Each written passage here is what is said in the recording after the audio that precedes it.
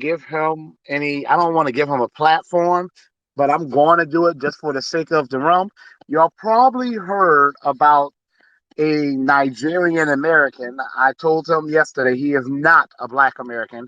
Y'all probably saw this particular tweet that I'm about to put in the jumbotron right now that was made by a Nigerian American. It was a despicable tweet. And here it is. He pretty much called for the lynching of Clarence Thomas, Justice Clarence Thomas. Actually, I'm going to rephrase that. He didn't call for the lynching of Justice Clarence Thomas. He called for the lynching of Justice Clarence Thomas's ancestors. That's the problem. Now, I mean, like I tell people, I'm not a non-violent person, but I don't like violence. I prefer things to be done in a peaceful manner, but things got to get done. The problem we have here in America is we as Black Americans, descendants of American slaves, freedmen, we've been doing things peacefully and it ain't been getting done. That's the problem. So sometimes we got to switch up the strategy if the strategy isn't working. And the things we actually have been doing that's working, we have not been doing. I just want to say that. But please look at this particular tweet here. He said, I hate that the Klan didn't lynch this. Y'all know I don't like profanity. Yes, I use it. You don't hold that against me, but I don't like it. Didn't lynch this piece of shit's ancestors. What a useless fucking group. So, first of all, he did not target Clarence Thomas. Clarence Thomas is a public figure. I'm not condoning these type of tweets, but I'm pretty sure he gets a lot of nasty messages all the time. Hell, I get nasty messages and I'm a nobody. But he didn't just call for the lynching of Clarence Thomas. He called for the lynching of his ancestors. Okay. So then he had the audacity to double down. Trying to be Twitter funny, trying to be sarcastic. Like those smart alecky guys, kind of like what's like those little boat shoes, yacht, wine sipping type of white guy. So, he try to be sarcastic and smart alecky. Well, he's obviously not a white guy, but he tried to be like that. And someone tweeted his number out. So I said, let me call him. Now, if it was a white guy, I wouldn't waste my time. I kind of expect this from a good bit portion of white Americans. But being that this is from another Black person, who is not a Black American, but is using something that is a unique Black American experience, lynching in the Ku Klux Klan, and then doubling down on it when people are telling him that what he said was hateful and inappropriate. I decided to give him a phone call. He didn't answer the first 58 times, but he finally answered I think it was the 60th time I called. So he finally answered and a discussion ensued. And yes, I called him that much. No, I am not ashamed. Yes, I would do it again. Yes, I'm very proud of what I did. And no, I do not feel it was inappropriate at all. I want to play the phone call so y'all can hear the conversation that we had. I was courteous and asked him for his permission. I want to say I could have easily called him, cursing and telling him that I hope he, dies and all that stuff like that. But I really wanted to have a conversation. I did. So I want to set the stage for how this conversation is going to go. It was me wanting to have a conversation, but also letting him know that what he said and did was wrong. Here is the conversation. Now, is you there?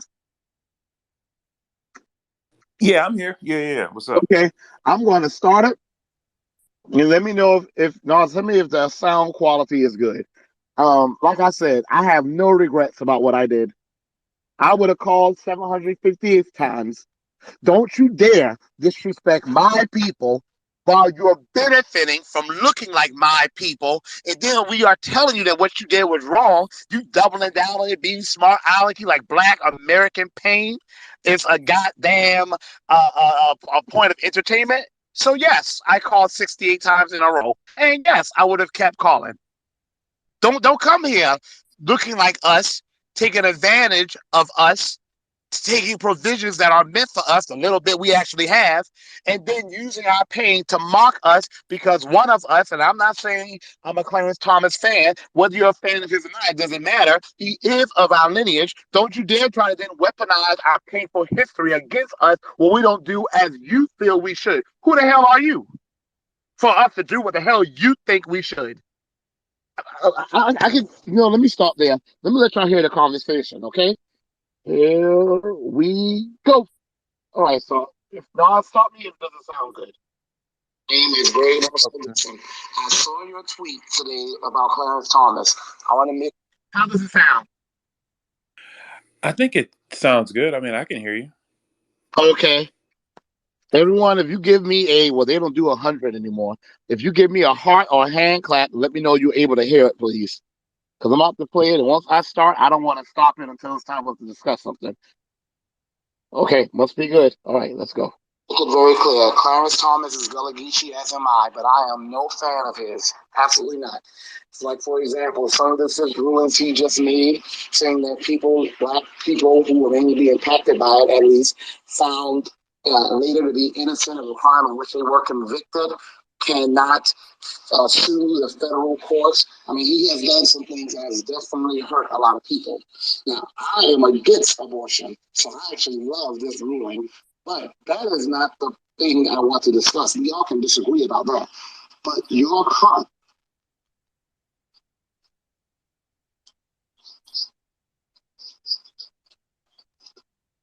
I had to turn on speaker. Yeah, what happened? It changed. The audio changed. No, no, I didn't have it on speakerphone at first, so that little lapse in audio you heard was me putting on speakerphone. Okay. Anyway, he pretty much tells me he's taking time out of his busy day. Well, bet your by golly, wow. I'm so grateful. I'm honored. I even had a Pan African write me and say that he's talking about me on his YouTube show and sent me the StreamYard link. And I sent the little Holly Berry meme. That time Holly Berry won the Grammy or the Emmy or whatever the hell she won, and she was crying, emotional because I was so honored. I've been waiting for this spotlight my entire life apparently. So anyway, here we go, y'all.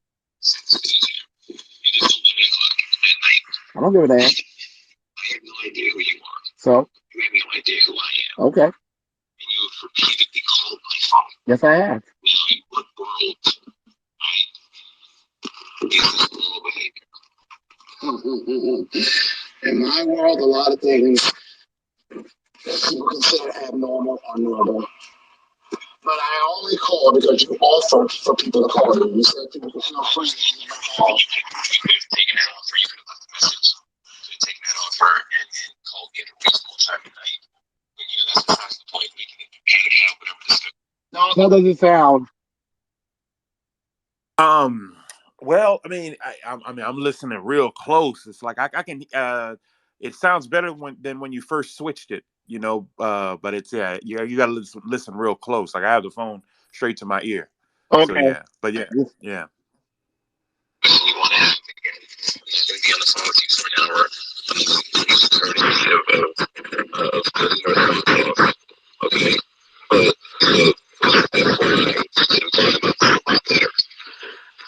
but we can all do better. Like you calling for a black person who's a descendant of an American slave, not for him to be lynched. If you got called for him to be lynched, that would still be pretty disgusting. Lynching was a brutal, deplorable act of violence used against black Americans in the United States of America to the pride of our life, our children, our land, our home, our businesses, our education. So when you, hold on now. No, that's how we sounding. Whew, it's man, I got it real close to my ear, and then there's there's a little background noise in there. I'm just kind of hoping it stabilizes a little bit as we move forward, but it's a challenge to. I mean, we can hear you clearly, but when he comes, it's like you got to listen real hard. Try to hear him, and so I'm just hoping that it stabilizes a little bit. How long is the total recording? You think? Like 20, it's like 30 minutes. 30 minutes. Okay. Well, let's run it for a couple more minutes and see. And then if you want, we can bring up somebody you trust on stage and ask them their opinion. I don't want to just use mine. You know what I'm saying? My opinion only. Is there Honestly, somebody? if anybody wants to request, they can come up. That's fine. But I'm gonna keep playing it. He just, I have a loud voice, and I think he just talks lower. But I'm gonna keep playing it. Let's see. I don't know. I don't use this other phone that I recorded it on often. Let me see what the speakers are. I'm gonna keep going though. You say something like that. That no longer has about Clarence Thomas, that's an act of violence against Black Americans. Okay, but you didn't even say for Clarence Thomas to be lynched. You said for his ancestors to be lynched. As far as I know, Clarence Thomas, being a Sea Island Creole, as am I, he and I could very well probably have the same ancestors. God, I will hope not. But you know, you can't win them all. But my thing is this. So, reason when you're saying, when you're making posts on Twitter about something that has brought incalculable pain and suffering to Black Americans who are the reason you're in this nation today. I don't know how you feel about that. I know a lot of Black immigrants and their children like to act as if, oh no, we don't owe Black Americans anything. You owe us a lot. You owe us a lot. Actually, y'all get to benefit from things that we still can't benefit from that our ancestors fought for us to have and y'all get. For you to say that, that's not an insult to just Clarence Thomas. That's an insult to my entire lineage. And y'all are supposed to be our brothers and sisters or cousins. Can I interject real quick? So I am in agreement with you. Okay, let's be and part of the reason why, if you've been following my responses, I haven't responded seriously to anyone on there because every single one of you who have called my phone or who have responded to my tweets, you're preaching to the choir. I'm in complete agreement with you. You can look at that thread of I don't even say the word anymore, AKA PA, right? I'm assuming Tariq is why you're in my mentions. I haven't used that word. I just want to say real quick, people are obsessed with Tariq Nasheed.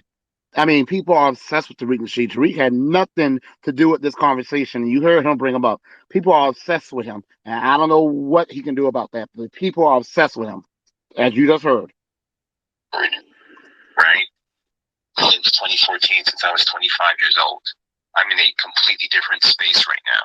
And so you guys are telling me all these things about, we should have more respect for Black Americans. Black Americans have paved the way for Africans. I'm in complete agreement with that. And, if you had done your due diligence and actually went through my profile, right, you would see that we're on the same exact page here. My header is a picture of someone reading the autobiography of Malcolm X. And your name is inspired by Tupac Shakur. Yeah, the irony was not lost upon me that you are inspired. Your name is inspired from a Black American rapper, and your book, a Black American civil rights activist. I'm like, by an author, Alex Haley, who is a Black American that I have a profound level of respect for. You understand what I'm saying here? So here's the deal. I said what I said about Clarence Thomas, and someone who actually engaged in conversation with me. When I said ancestors, I was talking about his direct ancestors, his parents, right? I don't want Clarence Thomas to be alive. All the rage and anger that I felt was solely directed to Clarence Thomas, okay? And people have said, well, hey, what about the white justices? Yes, fuck them too. But I am extremely angry that a Black man, Clarence Thomas, who is filling the seats of a Thurgood Marshall, has squandered an opportunity to make a huge difference on the court. Let's be very honest about something. Abortion has not been good. If in the country where your parents are from, because unfortunately I didn't know one of those numbers were your parents' phone numbers, and one of them answered, and I could tell right away they are from Nigeria. The country where your parents are from doesn't allow abortion. A lot of nations don't allow abortion. Abortion has been awful for the Black American community. They've incentivized illegal immigrants. They've incentivized illegal immigrants to have children so that they can give them citizenship. But at the same time, Black American women, hold on. No, we're not. Well, see, I'm a Black American country. You're not. You are in my country. You're in my history. I'm telling you what has happened. They forced us into poverty. Black Wall Street's burnt to the ground, land stolen, education denied, invention, patents stolen. They forced us into poverty since the 1970s. Black American women have been saying the reason we have the most abortion is because of poverty. And instead of the Democrats, who Black Americans vote the most, doing something about Black poverty, they simply make it easier for us to kill our beautiful Black children. So in this case, I agree with Clarence Thomas. He actually did something worthwhile. But that's beside the point. Your rage and anger, what about my rage and anger? What about the rage when you say you want his parents, who were people who came up through the things you say you understand, Jim Crow and lynch mobs and land theft and redlining? His parents lived through that. Had we lived in a world where justice was present, a country where justice was present, his parents would have had been wealthy, and this world would look a lot different. You wish stuff on his parents, not him. Clarence Thomas is a public figure. He probably gets things with it all the time. I'm not defending it, but lynching is an act of violence towards Black Americans. And you know, the reason why I used to be the biggest Pan African in a sense that you can imagine. I used to feel like, I want us all to get justice, and I still do feel that way. But the reason I'm starting to get more and more and more into this, y'all are definitely not our family, not even our friends, and I keep seeing this. You understand that you got to keep in mind here, this is supposed to be a conversation, and you've been dominating this entire conversation. You're aware of that, right? Well, you're the one. Well, look, I'm just saying, Kachi, lynching is an act of violence against Black Americans. I'm fully aware of what lynching is. You didn't take it down. You never apologized for it. I don't need you to tell me that lynching is an act of violence, okay? I don't need to hear that from you. I just don't. I'm fully aware of that. All right? And if you don't like my tweet, you're allowed to not like my tweet, but I'm not going to be bullied into taking that tweet down. I'm just not. What you did was bullying. You bullied not just Clarence Thomas, you're bullying Black Americans. The moment we step out of line, you're going to retort to anti-Black Ku Klux Klan talking point. Lynch this nigga. Look, I'm going to be very honest with you, okay? I fully understand. I fully understand the level of anger that Black Americans feel towards Black immigrants. I completely understand. Okay, just the ones that are off cold. Let me get the thought out. Okay, I grew up around Nigerians. I grew up around other Black immigrants, and I am fully aware of how they looked down upon Black Americans. Okay, and I personally, in my personal life, have vetted that.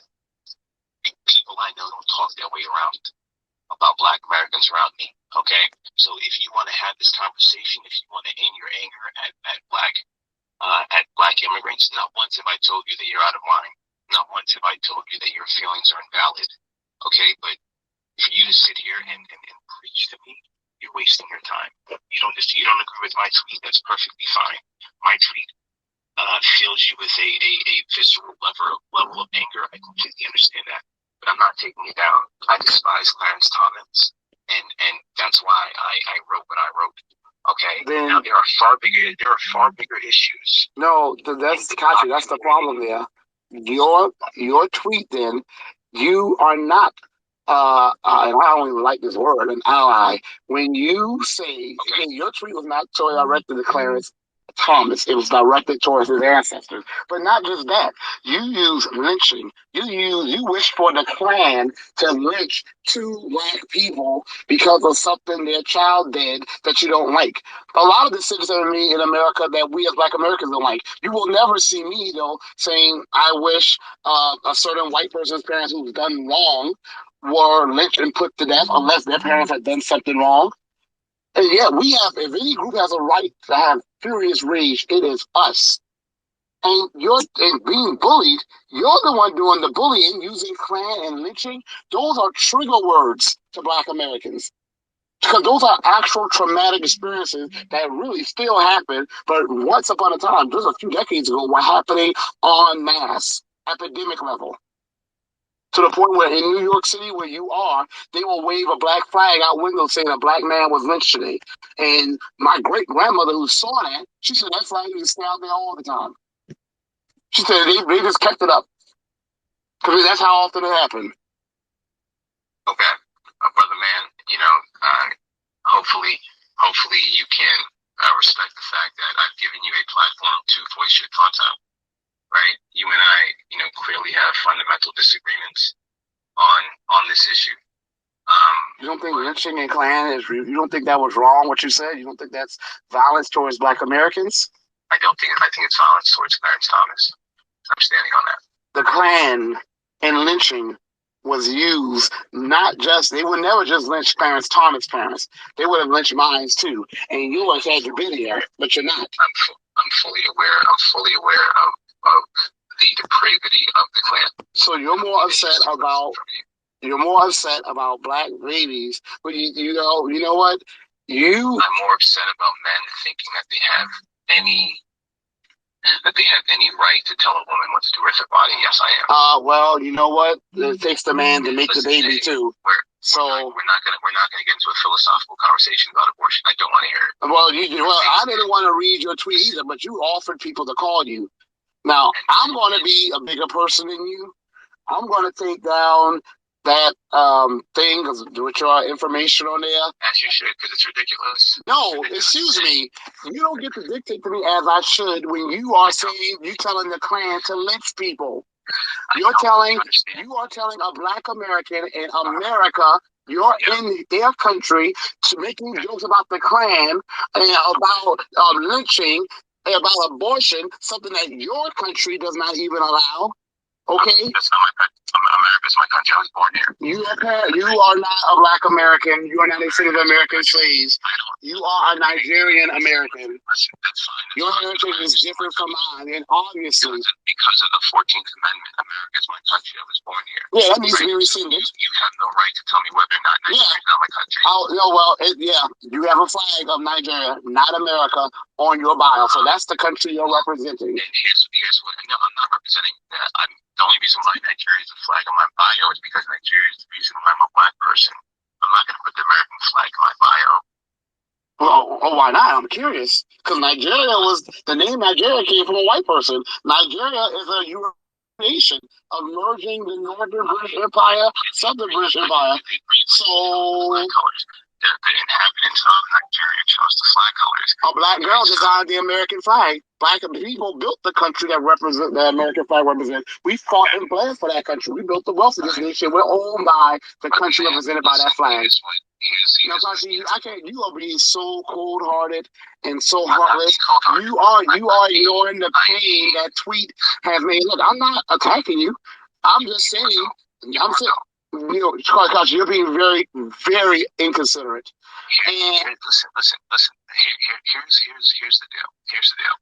I think if you and I were to actually sit down, right, you would realize that there are more things that we agree on than disagree on. 100%. You don't agree with me using the term lynching? That's fine. It's not just use the term. You called for someone to be lynched. Fine. That was a thing. Oh, no, there's no semantics. That's what a white person used to do. Nigga, you don't listen? Lynch this nigga. Let me get the thought out, okay? What's been happening are people who I actually agree with on the majority of issues, right? There's been infighting. The reason why I'm not raising my voice at you, the reason why I'm not, being derogatory towards you is because, in my opinion, that's futile. There are much, much bigger issues at stake for Black Americans, first generation Black Americans, Black immigrants, etc. This right here is pointless to me. We have a disagreement on this issue. That's fine. You see, why are we acting like we're sworn enemies here? Because Kachi, you did that. You did that when you called for a lynch mob, a hypothetical lynch mob on a Black man because he made a decision you didn't like, and you didn't just call for it on him. You called for it on his parents, where they used to lynch entire Black families. You made light of Black American pain and trauma, and that is what we're trying to get you to get. But you see, y'all don't get it, and y'all don't want to get it. It's not a y'all thing. It's a me thing. This happens with Black immigrants all the time. The moment Black Americans don't do what we all feel we should in our country, y'all start using trauma about us and you're effing our country. Okay, let me ask you a question. I guarantee you, And then this, this doesn't suit your narrative. You can go through my Twitter, you can dig up old tweets. Some are jokes, some are serious.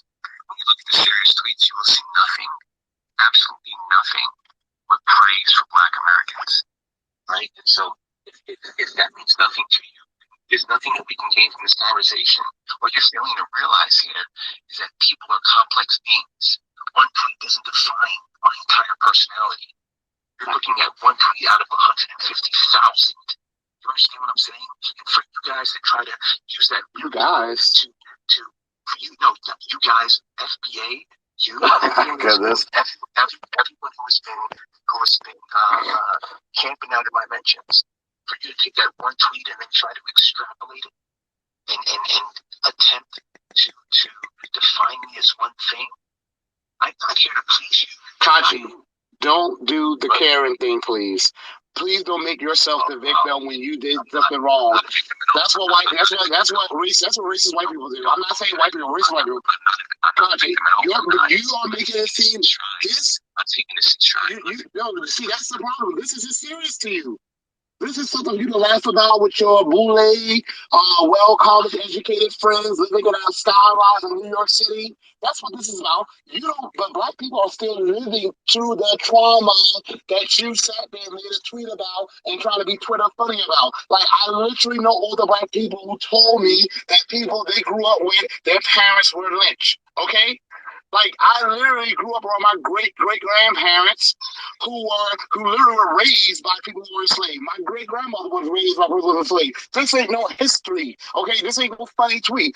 Twitter funny is not a funny. This is serious. And look, this is, and look, I'm not saying I could not have handled things better, but you know what? Sometimes when you start from the wrong foot, you just lose the rhythm of the dance all the way. And when I saw that tweet, it wasn't just the tweet, it's the way he responded afterwards, making jokes and being Twitter funny and watch out there now. This isn't no joke. Do you realize that Black Americans are in a state of crisis? We've always been. We have no land. Our wealth is heading downwards. Fully aware, sir. When I get stopped by the police they're not going to check them from first generation Black American or 12th generation. No, I know that, but what I'm saying, the lineage is different. No, the police pulling you over, yeah, they see blacks. But my reality, I inherited poverty as a Black American man because I didn't get the wealth I was supposed to inherit, but I did get the trauma, and we live that racist trauma all the time. Now, once upon a time, we only had to worry about the Ku Klux Klan. Now we got to worry about other quote-unquote Black people who aren't Black Americans also using the same type of lynch mob mentality when they feel a Black American steps out of line in a country we built. So I understand the police sees you as just a Black man, but you do not have the inherited trauma and poverty and the history that a Black American man has. But so do you realize I've said I agree with you numerous times, and you're still preaching to me. You're refuting, and it's like it's like you've done wrong, but you don't. I don't know. I don't agree that I've done wrong. So you don't think calling a lynch mob on a Black guy, classic anti-Black American racism? Marcelo. If Trump had said this, Kachi, you would have been outraged. If Trump had made a tweet like this, all hell would be breaking loose, and rightfully so. 100%. And do you know why? Because Trump is a white man. And white men. And you are not a Black American. So you don't have the right to use that history either. Nigerians were not lynching Black Americans, sir. No, exactly. No, but you weren't here. So this is not your history. You do not have a right to dibble and dabble in this history, make light of it like it's something you went through. Trump is a white man. He knows that he can't say that because he knows the history of anti-Black violence by white vigilantes. Where did the bulk of Black American slaves come from? Do you know? Oh, that's irrelevant. That's irrelevant. Yes, it is irrelevant because I can tell you where we came from, and I'm Gullah Geechee, so you know I know. Most of us came from the Kingdom of Congo, which is modern day Angola, Democratic Republic of Congo, Cameroon, Congo, then southern Nigeria, and then the Senegambia and parts of Mali. But that's irrelevant because guess who was selling us to the Europeans? It was other Africans right there too doing it. Warring civilizations. I already know that. Marcel, listen to me. So you have to give me credit for at least being gracious enough to have this call. with you, right? And you know, I've been very respectful. You don't feel any remorse, Kachi. You don't care about the.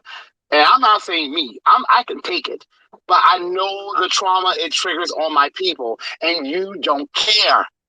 You got that Mark Zuckerberg. I'm going to sit campaign with my friends and joke about it and shits and giggles, and we're going to talk about it over yachts, sipping mimosas and living the high life and talk about those little loady niggas. That's not the attitude you have. Like, I'm conking, I'm not going to apologize for it. And being bullied, you think someone telling you what you did is wrong and trying to get you to see it?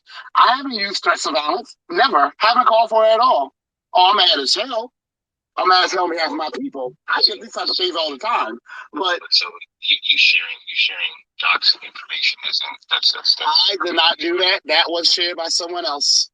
I understand, but then you retweeted it for your 17,000 followers, right? So you amplified it. Country. So you don't care that you don't really care about what you did. You're just upset that you're getting some backlash for it. I'm not upset at all. I haven't raised my voice at all. Right? I mean, the fact that I'm even having this conversation with you and you're talking past me and I'm remaining calm should show you that I'm not upset. But I'm saying that I wrote a tweet, right? What you have done could lead to actual violence. Then what? No one's going to harm you because y'all been getting away with being disrespectful to Black Americans for the longest anyway. I'm not worried about harm to me. That's fine. You know what I mean? Like that's life, right? If it happens, it happens. But let's not act like these two are equally as dangerous. Let's not do that.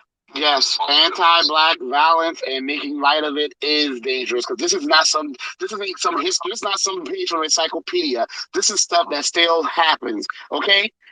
I mean, they did a study saying how people who are descendants of Holocaust survivors, how their descendants have high levels of anxiety and depression.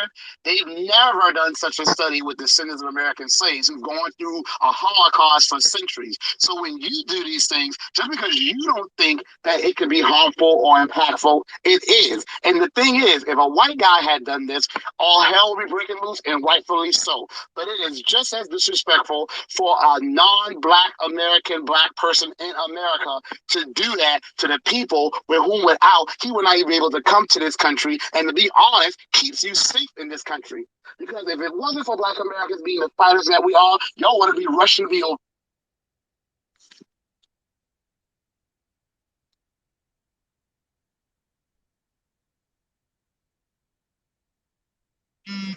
name is I saw. Hold on, y'all. I don't know. It glitched for some reason. Okay. Anyway, what y'all heard, let me see if I can go back to where we were. It was about to end anyway. Hold on. I was just saying that they come here because they know Black Americans are going to stand up and fight back. And I want to find it. Hold on. Oh, did not do that. That was shared by someone else. Okay, here we go. But then you retweeted it for your 17,000 followers, right? So you amplified it. Country. So you don't care that you don't really care about what you did. You're just upset that you're getting some backlash for it. I'm not upset at all. I haven't raised my voice at all. Right? I mean, the fact that I'm even having this conversation with you and you're talking past me and I'm remaining calm should show you that I'm not upset. But I'm saying that I wrote a tweet, right? What you have done could lead to actual violence. Then what? No one's going to harm you because y'all been getting away with being disrespectful to Black Americans for the longest anyway. I'm not worried about harm to me. That's fine. You know what I mean? Like that's life, right? If it happens, it happens. But let's not act like these two are equally as dangerous. Let's not do that. Yes, anti-Black violence and making light of it is dangerous because this isn't some history. It's not some page from encyclopedia. This is stuff that still happens. Okay. I mean, they did a study saying how people who are descendants of Holocaust survivors, how their descendants have high levels of anxiety and depression. They've never done such a study with descendants of American slaves who've gone through a Holocaust for centuries. So when you do these things, just because you don't think that it could be harmful or impactful, it is. And the thing is, if a white guy had done this, all hell would be breaking loose, and rightfully so. But it is just as disrespectful for a non-black American black person in America to do that to the people with whom without he would not even be able to come to this country, and to be honest, keeps you safe in this country. Because if it wasn't for black Americans being the fighters that we are, y'all wouldn't be rushing to be over here. Y'all come here to be with us because y'all know we're going to stand up and fight back. And y'all don't have to stand up and fight back, because y'all going to stand up and fight back. You would have done it in the country you came from. Marcel, how old are you? 37. I just looked 21. Okay, cool. So I'm about 33. Look, here's the deal, man. I'm going to give you, respectfully, I don't want to continue with this conversation any longer. Not because it's not an engaging conversation, because frankly it's 11:30 at night. I have other things to do. But here's the deal. I don't agree with you on a lot of things. That's fine. That's fine. I clearly think that you are very passionate about the black struggle, and I am equally as passionate. Maybe not. I don't want to say equally, because I don't want to insult you. All right, I am very passionate about it as well. And look, I don't need to be around people that I constantly agree with. That's fine. So, I don't need that either. I don't have for politics. Trust me. Marcel, I would like to get this thought out.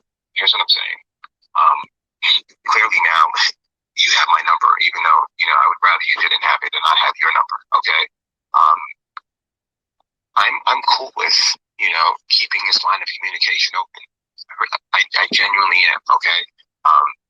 Again, I don't agree with you, but clearly there's passion there for black people, and I genuinely respect that. All right. So I hope that we can find a way to address this high level of friction between black immigrants and black Americans. I really do. I might be joking and responding in a joking manner online, because I mean that's, you're never going to see me act out of character on the internet. But genuinely, the amount of disdain that black Americans have for black immigrants and black immigrants have for black Americans troubles me on a very, very deep level. And I would like to address this, or find a way to address this, right? Because us attacking each other, right? I just don't. I don't think that it's a productive issue. I don't think that in the grand scheme of things, it is helping any of us, right? So yeah, I'm gonna end this too. I wanted to say it too. Yeah, I mean, I agree. But the tension came from y'all. Black Americans have historically been taught that y'all are our brothers and sisters. Y'all came over here and we learned real quickly that's not the case. Marcel, and you don't care. Okay, Sanji, yeah, I know you have to go, but there's no true compassion coming from you. You don't know that. I'm sure. I promise. I have students that have been like they could kill someone and not feel anything, and it's like sociopathy. There's no compassion coming from you, Kachi. Marcel, you missed the point where I said I would like to keep this line of communication open. Right? Yes. I'm extending that to you. Okay, and I deleted your address on my end. The other person, I deleted it. Okay, I appreciate that. Because I'm going to do what's right, Kachi, because I actually think about what can happen to people, and I care. Now, my number is public. I get nasty. No, I really don't believe it now, but I do get nasty text messages every now and then, and nasty phone calls every now and then. But, what you did was wrong. Calling a lynch mob on black people, even hypothetically, is not funny. I mean, it's just, yeah, but we're going to have to, really, I would love to continue this conversation some other time, because I don't like echo chambers either. So, but, that's if you're sincere about this. I'm very sincere about it. Because I know you and some tech stuff, and y'all know how to do all these filters and robots and phone calls. I'm being very sincere about this. All right, well, thank you for your time. No problem. Yeah, good night. You too. Hopefully, we can pick this up some other time. Yes, I also too. Thank you. Take care. All right, you take care. So that was that. What do y'all think? You see the tweet is still up there. So hey Dr. Brown, how are you?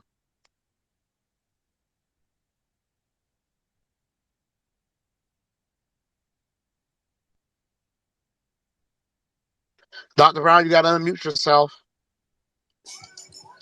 Okay. Wow. Can y'all hear me? Because I'm at a festival. Yeah, I can hear you. It's a little bit of background Oh, noise, but I can okay. hear I'll you. try to move. I'm enraged by what that guy said, and his attitude. I think that is a big part of the problem, that people think that because they look like us and they're oblivious to some of the really anti-black American tropes and narratives they hold, that someone would say something like that. And similar to what you said, if Donald Trump would say something like that, that would have been all over the network. If any white person, and I'm just really shocked at how oblivious they are to their anti-black sentiment. And the other thing, as far as Clarence Thomas is concerned, I think I made a comment somewhere. I don't know. Can you still hear me? Yep, I can still Yeah, hear I'm you. like, his rulings were all in line with your campaign. 2A, not the abortion being a form of birth control, or, the Constitution did not allow for that to be upheld. The 10th Amendment holds that anything that isn't the specific purview of the federal government goes to the states. And that is exactly where that ruling fell. And people are trying to turn it into everything else. I heard people say, "Oh no, we're not going to have interracial marriages," and Good. I know, right? And I was like, that is so ridiculous how they try to find something to rally us into panic for voting for stuff. And I'm really happy from what I'm seeing that we are starting to look at policies and their impact, and that we respond in that way, and not let somebody try to fear us into voting against things that aren't in our best interest. And the other thing I thought was real interesting that Clarence Thomas kind of opened the door to, I felt, in his response, was the birthright citizenship question, because he's a strict constructionist. And if anyone would, in my view, support that the 13th, 14th, and 15th Amendment were designed for Black Americans who were the descendants of slaves, then that's that would be those strict constructionists. And so that is my hope, that those kind of things will be, taken into consideration, because people use those things that are in the Constitution that were intended for us to benefit everybody else all the time. And it's ridiculous, and so that's what I wanted to say. Thank you, Dr. Brown. Can you mute your microphone, please? Yes. Okay. Thank you. Yeah, I definitely strongly praying that they revisit the birthright citizenship. That was meant for us, and it's being taken advantage of by people who come here on tourist visas, pop a baby out, then all of a sudden they are American citizens. Something denied to us that we should have had for centuries, and we still don't have it acknowledged in practice. But anyway, y'all, Tukak Shakur is up on stage. His name is Kachi. He's the one in the phone call. Tukak, is there anything you would like to say? No, I mean, I think what I said in the call speaks for itself. I'm really here to kind of hear what everyone else has to say. Okay. So, y'all, if you're on stage, please raise your hand. If I don't see a hand up, I'm just gonna think that maybe you got dropped or your Twitter is glitching. And now I'm gonna try to keep up with who. So, Dr. Kadera, hey, how are you? You have the floor. Hey, Marcel. So I'm happy he's on stage, because based on his bio, he says he's from Harlem, and I'm from New York. I'm from Brooklyn. So, Kachi, you already know what's up. So I want to start by asking you, um, at what point do you feel like you are on the same side? Because at the end of the call, you said something like, "Oh, I think we agree." But clearly, and I'm a little outraged. So if I don't make sense, bear with me. But clearly, your tweets about Akatas over and over in 2014 clearly relates to your current tweet where you're wishing lynching on our ancestors. And I don't care if you don't agree with Clarence. You don't have the right to wish lynching on our ancestors. So at what point are we on the same side? I need you to explain that to me. Because if you're going to wish lynching on my grandfather's grandmother, who could be related to Clarence, then that means you don't give a fuck about me as a Black American. And if you don't, I'm from Brooklyn. And so we can go to Harlem and we can have this conversation in person. I mean, I'm not going to fight a girl. I don't know if that's what you're insinuating, but that's just not going to happen. I mean, so you can say, you can say, hold on, wait, doctor. I'm answering your question. Hour away, and I want you to talk to my brother like that, and I want you to talk to my cousin. I don't want to talk to anybody, quite frankly. You asked me a question, and I'm going to answer your question. Okay. Number one, I actually do have the right to wish that Clarence Thomas was lynched. That right was afforded to me by the First Amendment. Let's start there. I do have the right to say that. Okay. You don't have the right to say that. I literally do have the right. It is called. Why are you so focused on Clarence Thomas when people in Nigeria are dying? Why are you so focused on him and his ancestors dying? Hey, Dr. Kadera, look, I get where you're coming from. I do. I get the anger. That's why I called like 70-something times yesterday. It wasn't just the anger. It was, to me, Tupac Shakur's arrogance and dismissiveness of Black American pain. I didn't know about these tweets saying that we are born useless. All I'm going to say is I'm not even furious because these things don't impact me, but it's disgusting. But please, Dr. Kadera, please let him speak so we can keep some order. Please let him speak, and then I'll give you like 30 seconds to a minute to respond. And y'all, the queue is filling up. So after you speak, I have to put you down, rotate you back up. Let me say something real quick, Marcel. According to this, the First Amendment does not allow or protect incitement to imminent violence. So saying that you want Clarence Thomas to be lynched is not covered under the First Amendment, to my knowledge. I'm not a lawyer. Anyway, continue. I know, I think so too, but it's allowed on Twitter. Now, I've had my account suspended for saying just the word Negro, which is something that's on a lot of our birth certificates, okay? But apparently on Twitter, if you are a Black American person, you're not doing what the liberals want you to do, the white liberals, then apparently you're allowed to have racial threats of violence, racial violence. The Klan, Tupac didn't just say he wants Clarence Thomas to be lynched. He said the Klan. He went to the damn American Nazis. I don't want that to be Tupac, Marcel, please, when am I going to have an opportunity to actually speak right now? Go ahead and respond, please. Okay, thank you. So, look, here's the deal. And like I said in the call, I'm fully aware of the strong sentiments that many people in here have. I fully get that. I'm not going to sit here and try to invalidate that.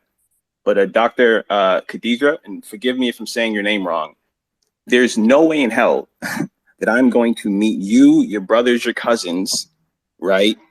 Fellow Black people, and fight you over Clarence Thomas. I got to get the thought out. Let me get it out, please. It's just not going to happen. It's just not going to happen, okay? And what I was trying to illustrate to Marcel in the call is very few people in here actually know who I am. You know very little about what I stand for and what I value. You're taking tweets from one tweet about Clarence Thomas and a series of tweets from 2012 to 2014 when I was 23 to 25 years old. And you're using these to make an assessment of who I am as a person. I don't know any of you. You're all strangers to me. If we walk past each other on the street, my life is completely unaffected by that. So I don't feel any need to explain myself to any of you, especially when you're threatening me over the internet. Now, the only reason why I engaged Marcel, I engaged in conversation with Marcel is because he was somewhat respectful. Okay. Now, if you actually want to sit here and say, look, what exactly does this guy stand for? If that's actually what you care about, if you want to actually come to some sort of solution, right, then we can absolutely do that. But I'm not going to be intimidated by any of you in here. I'm not going to respond to threats of violence. That's ridiculous. So what you all have to do here is ask yourself, what do you want to gain from this conversation? What do you want to gain from this conversation? Because like I said in the call, you all might have your tension and anger towards Black immigrants, and that's completely justified. But this entire ordeal has really frustrated me and made me sad, not because of what has been said about me, but the level of vitriol that has been spewed towards myself and other Black immigrants. It's very unfortunate because this divisiveness, this intra-fighting that we're doing has us far removed from what's actually important. Right. So if you want to sit here and say that Black immigrants are not allies, fine. But there are far bigger issues at stake here than this. So I want to be Dr. sorry. Kadera, I'm gonna let you respond. Hold on. I don't like to mute people, y'all. So please, just when I jump in, please let people speak. And let me say something real quick. I find it very ironic, Tupac, that you're saying that this Marcel, just real quick, I want to correct you. I want to be addressed the right way. My name is Kachi. Tupac is a play on Tupac Shakur because he's he's a rapper that I really enjoy. But my name is Kachi. Please refer to me as that. Thank you. And a Black American at that. Imagine that. I love Black Americans. Malcolm X is my hero. Malcolm X is my hero. My favorite. I mean, like, what are we talking about here? What are we talking about here? A Black American. I thought we were born useless, though. I guess some of us made. Where did I say that? And so let me specify. You said that in your tweets. I did not say that in my tweet, and I really wish. Let me speak. No. Listen, you are mischaracterizing my tweet, and I'm here to clarify. Let me get the clarification. Let me get the clarification, and then I'll let you speak. When I said useless group, I was referring to the Klan, not Black Americans. And I really wish if there was any ambiguity there. Do not tell me what I meant. No, I'm sorry. I'm going to mute you. March 4th, 2012, you said it's safe to say that most Akatas are born useless. Those are your words. Now, I don't like muting people, but don't come up here and say bullshit, okay? Don't come up here and talk about being divisive.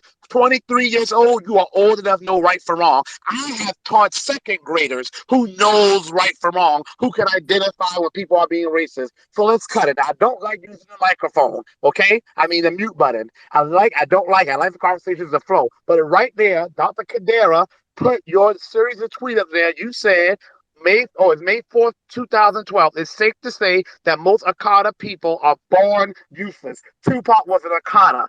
You will be classified as one. Malcolm X will be classified as one. Most of us in this room will be classified as one. Those are your words. Now, I remember a lot of things I didn't say when I was 23. Okay? And I damn well knew what it was like to be racist or prejudiced or bigoted when I was 23.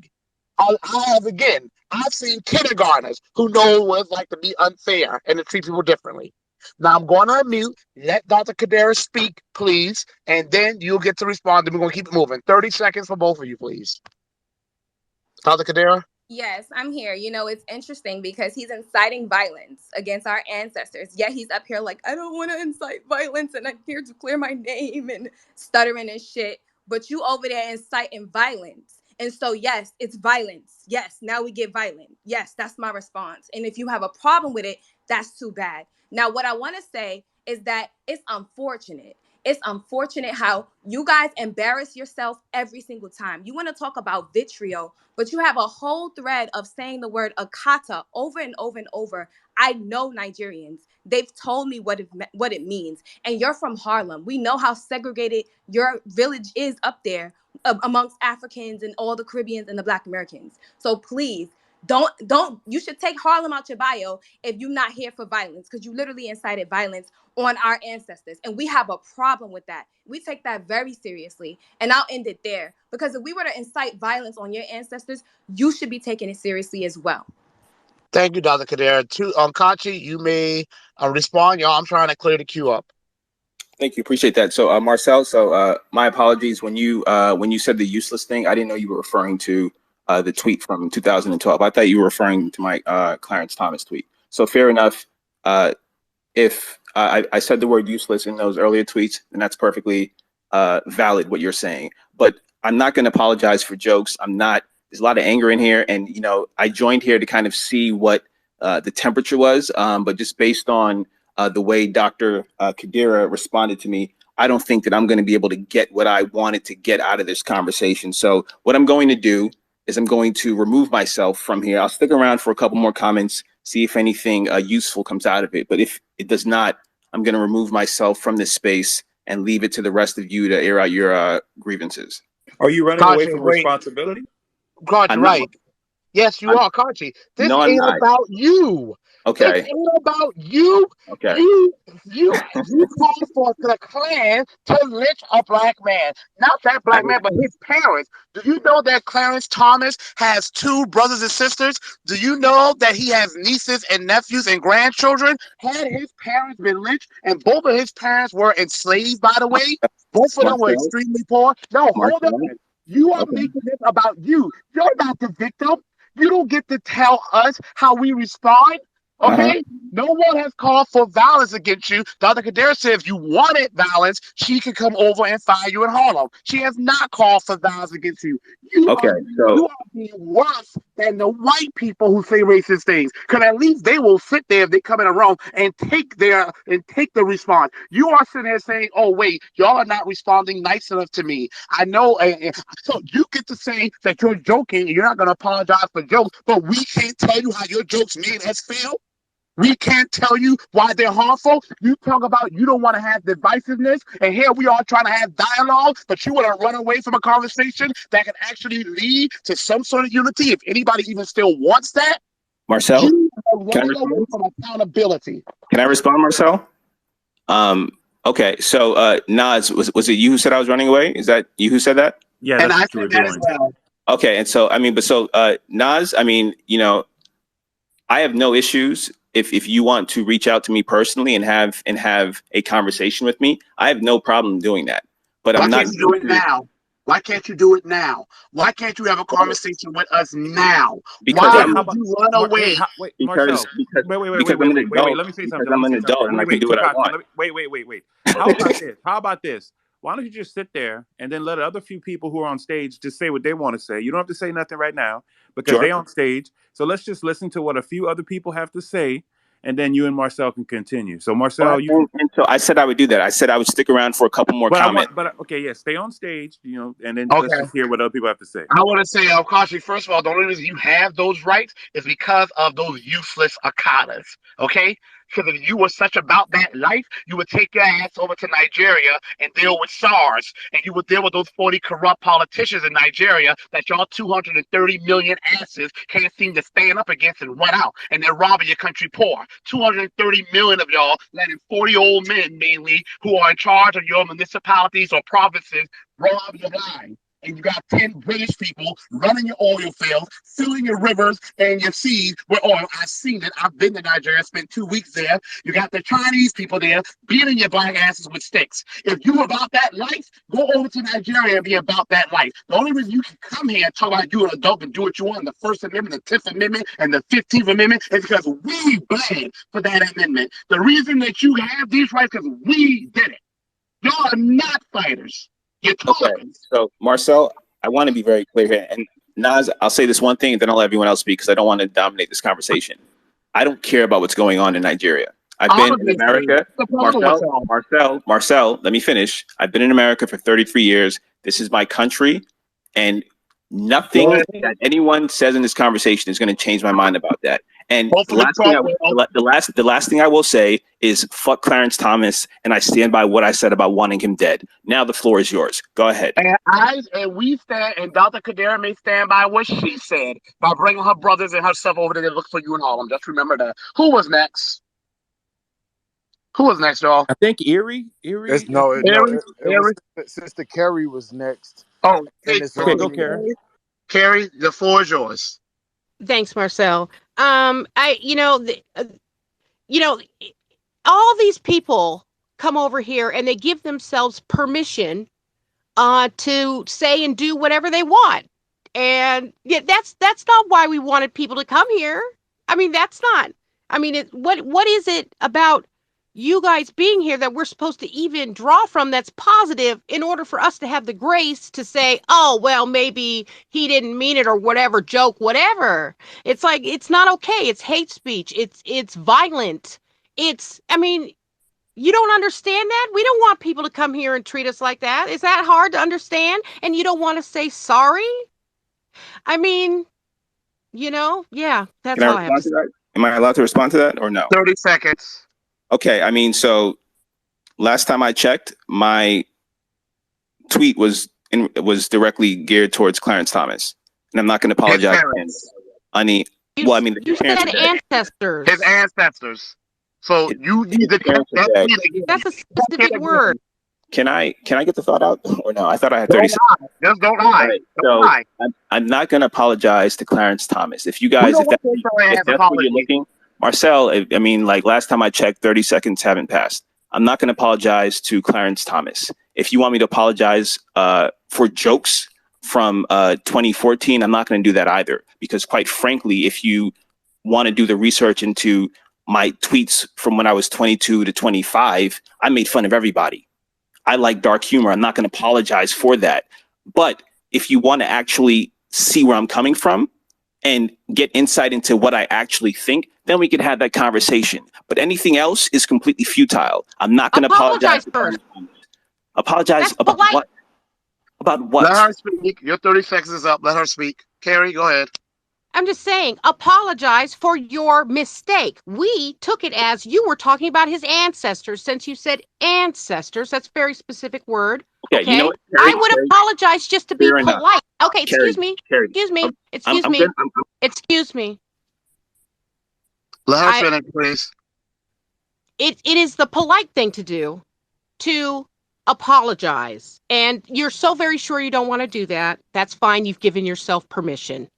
Okay, we understand that, but don't try and turn it around like, oh, you're offering all of this extra. We have no desire to, apologize first. That's all.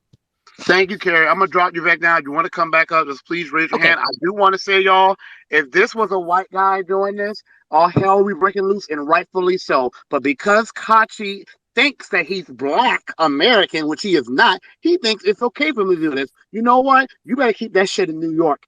If you were to come in my face and say that, your ass would be in 5 pieces right now, and I mean it. You better keep that mess up in New York where they let y'all say nigga around them, and I mean it. Go ahead and go. Say what you need to say. 30 seconds. Marcel, I don't respond well to threats at all, especially not from someone like you. Please, please refrain from ever telling me anything like that again. I'm begging you. I said you better keep that shit in New York. Don't bring it down South Carolina. How you said that in front of me, your ass be in 5 pieces. You could take that as a threat, or you could take that as a warning. Okay, all right, Twitter fingers. Listen, here's the deal. My address is public. 3909 Right I Side want Road, to, Richmond, I South want, I Carolina. want Come to to, the page. I Also want back to with the gate respond on to it. Carrie. Ignore the no trespassing I want sign. to, Marcel, I'm not listening to you. I want to respond to Carrie. Carrie, I think you raise a salient point about the word ancestors. It is a charged word. And, I'm going to take ownership of maybe not phrasing that the way that I should have. Right. And I had this conversation with someone earlier yesterday. And when I said ancestors, what I was trying to convey specifically were Clarence Thomas's parents. I just did not want Clarence Thomas to be born. And in my anger at the Roe versus Wade decision, I used the word ancestors, and I should have used a more thoughtful word. So I will take ownership of that and admit that I should have used a better word. But the sentiment that I have about not wanting Clarence Thomas to be alive and be a person stands. So that's what I wanted to say. Avery Farmer, it's your turn. Ira, you have to unmute yourself, please. Oh shit. Yeah, thank you. Can you hear me? Yep, we can hear you. Thank you. So like, I thank you for recording that. So I think this is really like a good moment in history because I just want to speak to the 2 points that I heard about him trying to evade how he was talking about white supremacy, and then when you brought the receipts, he wasn't able to squirm away from that truth. But he says his heroes is Tupac Shakur, Malcolm X. So it's like the typical like like trope, like it's a typical like chameleon, you know. And I really appreciate that this is out, especially in these times as we're starting to really close ranks. I really see this opportunity that this person had spoke about our ancestors and wanting them lynched. Like, he doesn't understand lynching. He doesn't know what it was like to be in a lynching. He doesn't know the ramifications and torture and terror and hell it is to be strung up by a whole group of people who are against you and hate you. And he wants to be that one black guy that's sitting in the crowd of white people to say we want to lynch this black man. And so I want him to understand that as much as he wants Clarence Thomas lynched and wanted to go ahead and have that legacy of Clarence Thomas be erased from society, he doesn't want to go home. He's tethered so hard. He's taken on this image of tether that what goes on from his bloodline is not important to him. So I reckon that the measure at which he reaches to meet for Clarence Thomas also be met upon him and his people and his whole lineage. So that way we don't have to worry about that type of response happening here. And how dare you speak on being nonviolent like a Karen when you're the first one who initiated violence in the form of saying someone should be lynched, because that is murder. And the First Amendment does not allow you to harm nor issue fire in a building or in a movie theater. So that right there is anti-constitutional. It is a threat against a Supreme Court justice, and I will be calling the police, and I will be calling the FBI, and I will be making mentions at you. So I hope you're ready to pack your shit up and get the fuck out of our country. And we're going to pack your family up, and they're going to get out of this country because you have now spoken as a terrorist, and you will be labeled as so from here on out. And I swear to God that I will call the police until you're fucking gone. I swear to God. And I land. Well, good luck with that. Yo, Good luck with yo, that. Hopefully I that want works to out for say you. something. Hold on, Kachi. I want to say something, y'all. When this person put his phone number and address up there, one of the reasons I took it down because I called and apparently it sounds like it was his parents, and they sounded, well, the father at least sounded a little elderly. And I was like, they didn't do anything. They don't deserve to go through this. But you see, the attitude I have is the attitude he should have. Clarence Thomas' parents were formerly enslaved, grew up dirt poor. Clarence Thomas' father left because his father couldn't stand to see his kids starving. So he just left. And the mother, Clarence, they had to move to Savannah, and Clarence Thomas' mother was able to start a business selling ice or something like that. Clarence Thomas has siblings. He has a son, but I don't know if y'all know this. Clarence Thomas was originally married to another black Gullah Geechee woman and has a son named Jamal. He has grandchildren. He has nieces and nephews, and they have children. Had his parents been lynched, Kachi, they won't be here. So and you still tell myself a joke. This ain't no joke. I also want to ask you a question, y'all. What's the other Supreme Court justice's name? The other white lady. What's her name? Amy Keegan. Coney Barrett. Is that what you're Huh? talking about? Amy Coney Barrett? No, the Jewish one. Elena Kagan. Elena Kagan, right. Would you wish, if she had ruled in favor of this ruling that you didn't like, would you have said you wish Hitler would have gassed her parents in the gas chamber in Auschwitz? Would you have said that? Or the concentration camp? Tell me you would have said that. Tell me you would have said to a Jewish justice, I wish the Nazis would have gassed her parents to death or buried them alive in the concentration camp. And if you would have said that, please show me tweets of you saying that Jewish people are born useless or any other group by that matter. Because you say you make jokes to everyone. Can you show me the jokes about Jewish people? Can you just show me the jokes you make about Hispanic people, even Afro Latinos? They're not Black American descendants of American slaves. Would you have done that? Yes or no? I mean, so I'll answer the second part of your question first. If you want to look at jokes I've made about Hispanics, Jews, white people, you can just go on my Twitter and look for them. They're all there. I'm not deleting any joke that I've No, made. I would rather you just tell me, have you, So, yes or no? Have you made jokes about those people? Can yes, you I tell me have. some of those jokes? Okay, what Yes, were those I jokes have. you made? And for clarification, I was not joking about wanting Clarence Thomas dead. That's not a joke. I No, genuinely you feel that didn't way. say you want him dead. You want his parents rich. Marcel, Okay? I've explained this to you. I'm not going to explain it myself again. You either Okay, get it or you don't. So I didn't ask you to explain it. with your Kachi, Elena I asked Kagan, you to you asked me a please. question about Elena Kagan. I'm going to answer it. Okay. Yes, I wouldn't have said that, and I'll tell you why. If you let me finish, I'll tell you why. I'll My be damned. my tweet about Clarence Thomas. This is not an isolated incident. Clarence Thomas has a record of constantly voting against the interest of Black Americans. Plain and simple. Abortion is the fact that he ruled against abortion is good. No, but hold on, Kachi, you did not understand my question. Let me explain it. If Elena Kagan had the same voting record as Clarence Thomas, would you tweet? And if you say yes, I want you to tweet that thing. If Elena Kagan, I want you to put that on your Twitter page. If Elena Kagan had the same record as Clarence Thomas, would you have said, I wish the Nazis would have gassed her parents to death in a concentration camp? And if you say yes, I want you to make that tweet. If Elena Kagan made the same rules as Clarence Thomas, I pray the Nazis would have gassed her parents to death. Would you have said that? All right, so I'm going to answer your question. Yes, I would have. Please, If Elena Kagan had the same exact voting record as Clarence Thomas, I would wish that she died and was never born. Absolutely. No, that's now, not what you said, listen, Patrick. No, I would wish that she. I would wish that she died in a concentration camp. Yes. That's not the same thing. You said Clarence Thomas' parents killed by the Klan. I said, would you say that you wish Alana Kagan's parents were gassed to death by the Nazis? I don't know what you're trying to gain from this. I'm telling you, yes, I would. Whatever you are asking me, yes, I would. I would have. Plain and simple. Can you tweet that for me? Marcel, I'm an adult. You're not going to tell me what to put on my own Twitter feed. That's ridiculous. I asked. Can you tweet that for me? I of course I can. Am I going to because you told me to? Who the hell? I just met you 2 days ago. Why would I do that?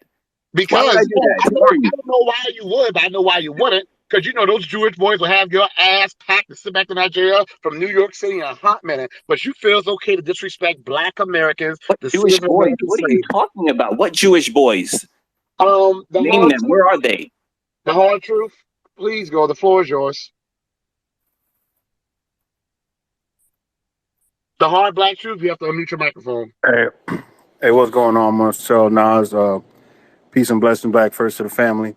Hey, dog, I'll tell you this, as a first-generation Black immigrant myself, you highly disrespectful. What you showed was absolutely no reverence for the people that allowed you to be here. And that shit means something, man. And, I mean, even more so to those who actually have the lineage, dude, what you did was highly disrespectful. And I'm not going to get into whether you would say this about a Jewish person or whoever. The fact is, you took the opportunity to say that about another Black person. And the way you wrote it, what a useless fucking group. Dog, you got to understand you are a little too comfortable. So I know you said you want to see if we can come to some, I don't know. What I expect to get out of the conversation is really for you as a grown adult, like you say you are, to get an understanding that you have been way too comfortable. You and many like you have been way too comfortable taking your position here for granted because somehow you got it caught up thinking that this is all from the white folks. No, dog, there's a lot of Black folks that put in the work for you to be here and do that shit. So when folks see you with your dark skin, you darker than me, my dude. You darker than me. But you sitting here talking shit, crazy shit at that, about people that, you know what, Clarence Thomas, his forefathers and his people, they put the work in for him to come and do coonery, if that's what you want to say. You can leave it at that. You don't have to go into all that other shit you was talking, man. So reflect, have some self-reflection on that. And maybe check yourself before you start speaking out in these forums again. That's all I got to say about that. So can I respond 30 seconds, right? 30 seconds. Okay. I want to make sure I get your name right. The hard Black truth. I appreciate your comments. Believe it or not, I agree with the gist of what you said. When I do want to provide clarification on the useless group. I've said this a bunch of times. I'll say it again. In that specific Clarence Thomas tweet, the useless group in that tweet was the Klan. It was not Black people, right? And so if you're going to be upset at my tweet, I want you to be upset at what I actually wrote and not what you think I was writing. How do you know he's talking about that tweet and not the one from May 24th, 2012, when you said Akadas are born useless? I don't know. We can ask him. We can ask him. Which tweet were you referring to? Hold on. Wait a minute. That's the point. So you did call us useless. So whether he's talking about what about Clarence Thomas or the other one, the point of that is you called the Klan useless. You called them useless because they didn't lynch two Black people that you wish they would have lynched. And you call us useless because we're born useless. That's what you said. Marcel, I don't know if you understand how jokes work, but the 2012 tweet was a joke. The 2022 tweet was not a joke. I was being very serious. So that's all I have to say about that. Hey, look, So, I actually have so you I have want, things so I have you things really to do. wish, so you really I have wish Clarence Thomas's parents were lynched. I want to get that on record. That means that his nieces, nephews, grandchildren all would be dead, right? Wouldn't exist. So you really want his parents to be lynched. I just want this to be on record. I wish Clarence Thomas was never born. And if his parents were lynched and it prevented him from being alive, I would be okay with that. That's my final answer, and that's not going to change. Look, everyone, So this has I been would very say fun. this. So I what if somebody have to puts go. out your I parents? have to What if go. someone puts out your parents' address because they don't want you to be born, and they say, "Well, let me go ahead and see if I can take care of that." Would that be funny to you? I mean, well, if you did that right now, I would still be alive, so I don't see the Well, correlation. I'm saying though, I'm saying like, what if somebody decided to target your parents who have nothing to do with what you did? What if someone decided to do that? Then they would decide to do that. Okay, so I mean, there's this person out there putting out your address and putting out your personal information. I Okay. mean, people can easily find it, can easily find your parents. Okay. Or Well, would you want congratulations. someone? And Would you what want I would hope, someone to have what I the would hope, attitude what I would that hope those people would it do, has nothing what to I do would hope with those you? people would do is to devote all of that energy towards George Zimmerman, since they're bounty hunters, instead of Shut the targeting fuck me. up. Close your I'm mouth. all Close your right. Well, mouth. You hold you on. you sound Okay. stupid. You And that's sound stupid. who was that? You Who was sound that? dumb as hell. So this is the problem with them, I don't know right? who's They speaking. don't have no. I'm gonna Okay. go on mute. I'm sorry, but you sound all right. I'm gonna go back on mute because I And got a I'm lot gonna to say. actually head out, so you guys have fun here. I have a question for you. I got a question. That No, motherfucker fled. yo, hold on. Let me say this. Let him go. They run. That's his lineage. Running. When things get tough, they run. He would never run for office in Nigeria and dare say something like that. Those Nigerians, Boko Haram, that little Igbo group down there in the south that wants to be separate, they will do him in. You see, look at what we're going through, and look at us. We're organizing, fighting for what we're due. I ran for office. I'm sure if y'all gonna run again. We fight. They run. They can't even take a Twitter space. Is it any surprise while people in Nigeria are jumping on tabletops, going through the Mediterranean Sea and the Atlantic Ocean, trying to grab onto the first piece of little island they see to get the hell out of Nigeria? They are runners. They are fleers. Now, now I am not. I mean, he apparently works in the tech industry. They deserve to hear this. They deserve to know about this. It's one thing to wish harm upon Clarence Thomas, which is wrong. Okay? Whether I like Clarence Thomas or not is irrelevant. I don't like Joe Crow. If he died, I would be happy. But you won't find a tweet of me saying, "Oh, I wish someone would assassinate his parents, he wouldn't be born." You won't find that anywhere.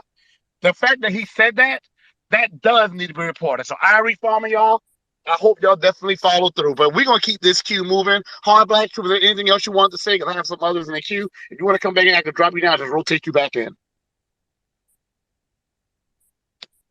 Okay, I'm gonna bring some other. Okay, I think next is Nas. Were you keeping up?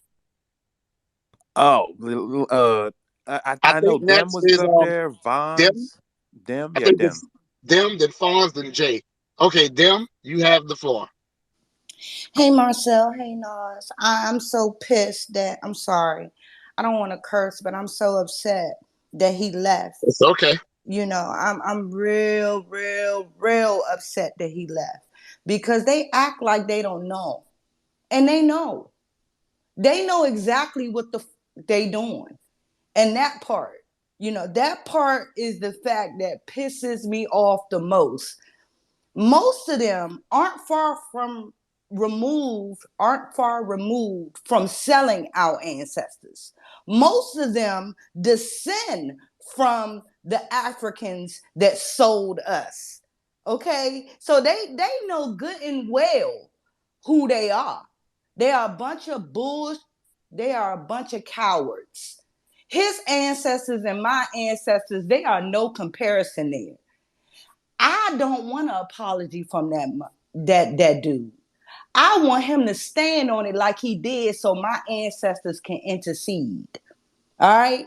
I want him to stand on it like he do, and I pray to my Father that he gets exactly what he wished on one of my Negro brothers.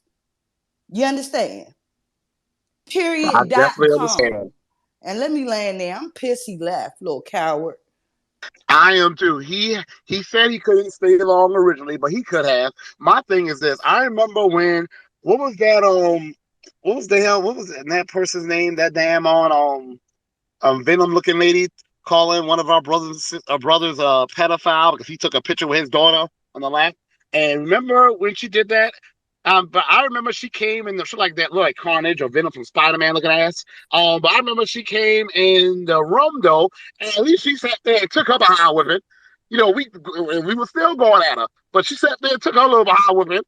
I mean, she eventually got out of there, but she sat there for a good minute. I mean, what a coward! Fonz, I believe it's you. Yeah, what's up? Shout out Marcel. You definitely did the right thing by making those calls. I do want to shout out to you for that.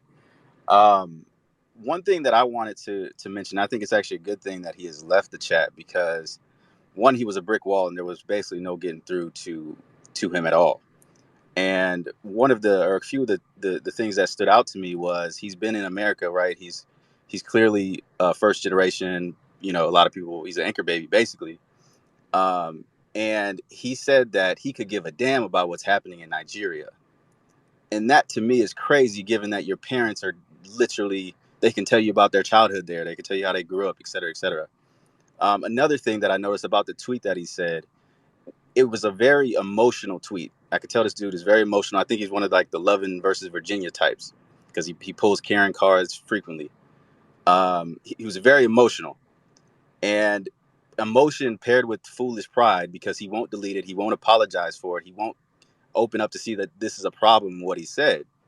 So that alone, I think, stands to show everyone in this chat, or, you know, if you're not familiar with how these kind of people get down, they're not looking for, hey, they're not looking for some type of reconciliation. They're looking to say, hey, I was right and I'm going to stand on it, even though it was clearly wrong.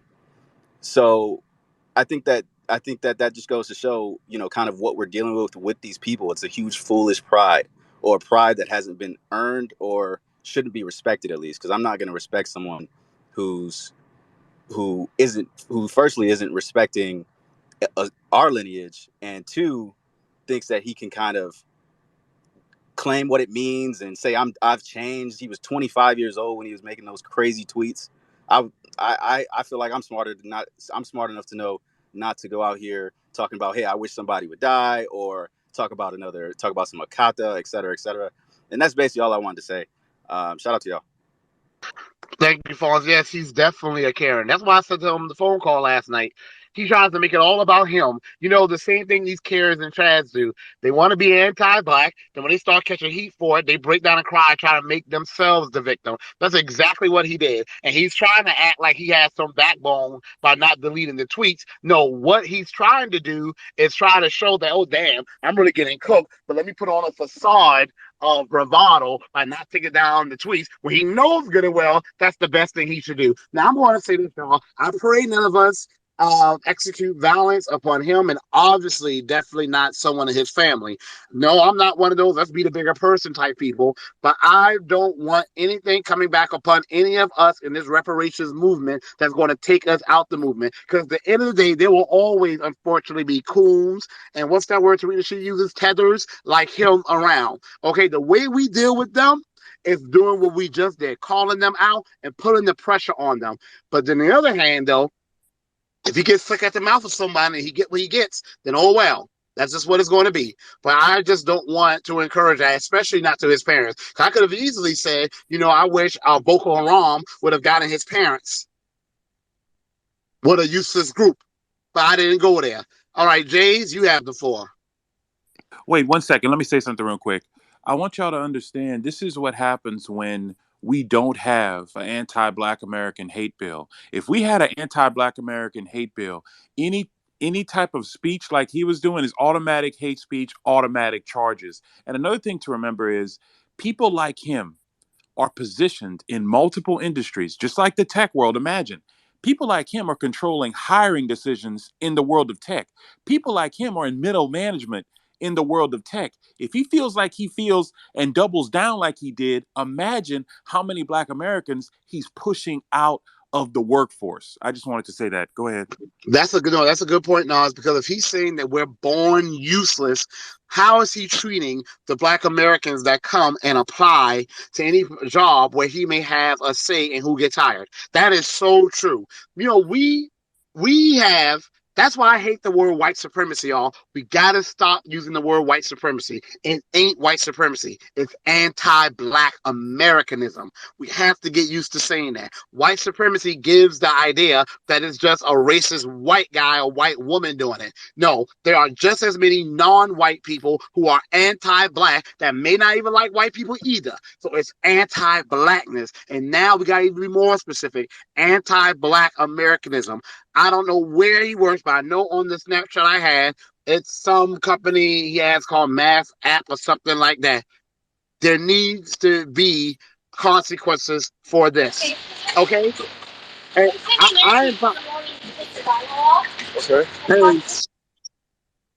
and, I invited him up here thinking that the conversation was going to go much better. I knew we would be angry, but I was hoping he would be able to just take that anger and stride and, not necessarily even apologize, but at least speak to what he did and how it was wrong. He talks about divisiveness.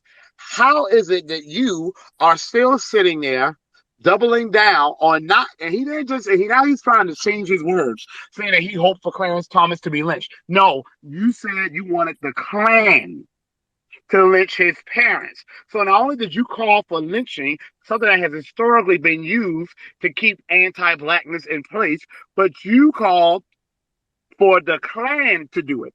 A group that came into existence to use extreme violence to keep Black Americans in their place. Jays, the floor is yours. Unmute your microphone, please.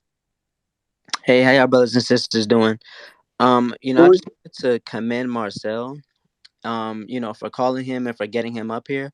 And like the brother was saying before, definitely has anti-black sentiments, and he also disassociated himself from Nigeria. So I think people like him are very dangerous because they only believe in capitalism and money, and they put money over people, and that's some of the most dangerous people. So definitely gotta look out for them. But other than that, I'm just happy to see that the FBA community that we stand is strong, that we stand together, and now we have unity. So that's all I'm gonna say. I land my plane. I noticed that I found that interesting too. That I shouldn't be surprised that he views us as a useless group, and he calls for not just some one of us to be lynched, but for Yeah. the So Ku Klux. the theory I gave Josh was you have if you have it.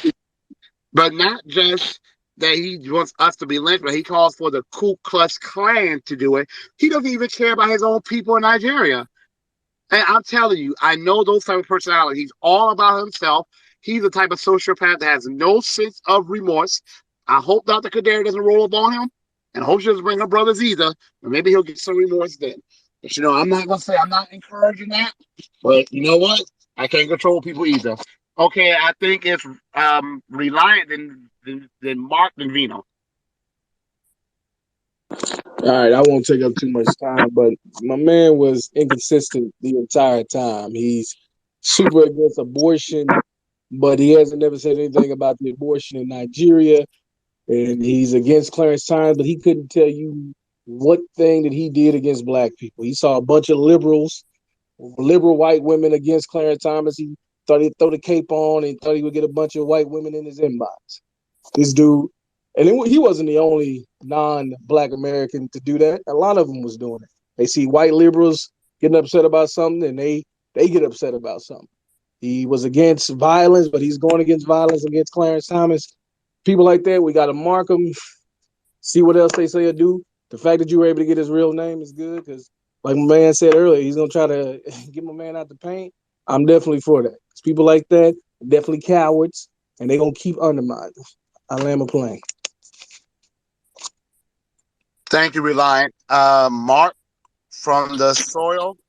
What's going on, Marcel? Thanks for the spot, man. Hey, we definitely got to watch out for these dual ship citizens, man. They can never speak for the grassroots, man. They be running around here with backpacks full of bombs of interference, man, ready to explode into our world. They can get it. They trying to get into because I got a mom and a dad. They get into the Black America, bro. They can never reach the grassroots.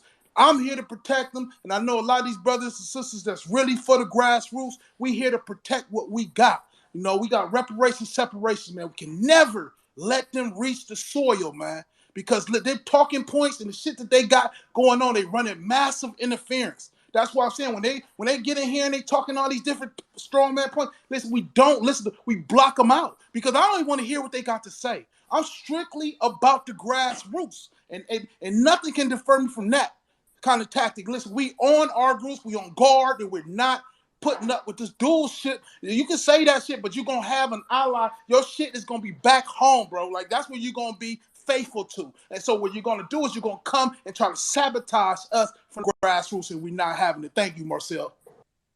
No, thank you, Mark. And y'all, this, like I said to him, more and more and more, I'm starting to get why some of us, and y'all know me, I'm all about specificity. But I haven't been as hard, as much of a hardliner as when it comes to like, you know, people in our circle, making sure that they are of freedman lineage. More and more and more, I'm starting to see why. I am starting to see why. I really thought to have him up here. I knew he wasn't going to apologize because we don't want your little soggy ass apology dipped in foo-foo. We don't want that, okay? I thought somehow a good conversation was going to happen, but when he came up here, I thought it's a joke. It's a joke. You know, like Mark Zuckerberg, you know, preppy white guy. You know who my father is? Type talking points. This is exactly what the type of vibe I got from him. Vino, you have to. Peace, Marcel and Nas, for hosting and co-hosting.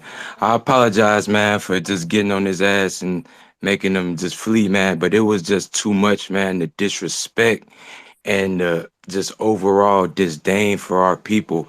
It being from Indiana, it especially hit different because this is the Klan state. The last public lynching took place in Indiana in 1930. And it was photos and everything. And those photos inspired Strange Fruit by Billie Holiday. And just a couple years ago, after the George Floyd protest, there's a man named Vox Booker. He survived an attempted lynching in Bloomington, Indiana. So the Klan is super heavy in Indiana. There are 5 other judges on that bench, Roberts, Alito, Kavanaugh, Gorsuch, and ACB, yet he singles out the Black American judge and says, not just says that his ancestors should die, but they should be lynched by a group that, come on, that has been weaponized by the government and all type of groups against us. And still to this day, it brings out an ancestral rage within us. It's sick, you know. Looking at Jumbotron, he tweeted that disgusting tweet about Clarence Thomas, yet he loves Ruth Bader Ginsburg. Like he loves her. You know what I'm saying? When she hated Black Americans, specifically, she didn't have a single law clerk in her 40 years on the Supreme Court, not one. She said Kaepernick was stupid for kneeling against police brutality. So my reaction to when I see immigrants responding like this, you know, okay, let's overturn Brown versus Board, Loving versus Virginia, and the Immigration Act of 1965 because we got Yes. to be focused on self-sufficiency in our own groups. We seeing that they're bringing these immigrants over here to undermine us and just to side with white liberals and the people that have, man, over 20 million babies we have lost. When you could drive up the same street in when you're in a Black neighborhood, it's an abortion clinic. But when you drive up the street, you get to a white neighborhood, it turns into a fertility clinic. This stuff is weaponized against our people. And to see a quote unquote Black person fighting so hard like for the destruction of our people, I have to ask, you know, what are you doing here? You know, I would love to see them go because it's getting real uncomfortable for them. We're seeing them side with white supremacy more and more. The mask is coming off. People are calling Clarence Thomas nigger, all type of things. And we have to be careful because this is being used to fuel a gender war in the black community.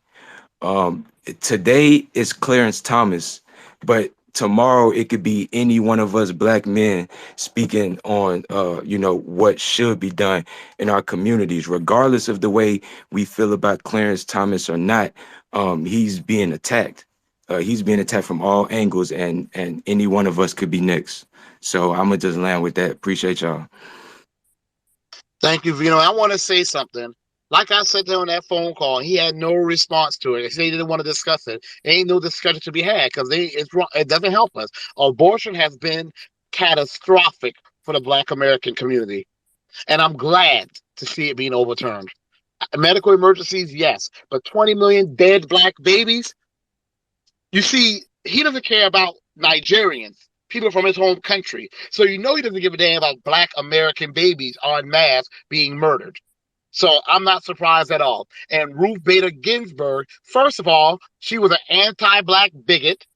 She didn't want it. She wanted to retire, but when she saw that Obama won office, she refused to retire because she didn't want a black man selecting her replacement.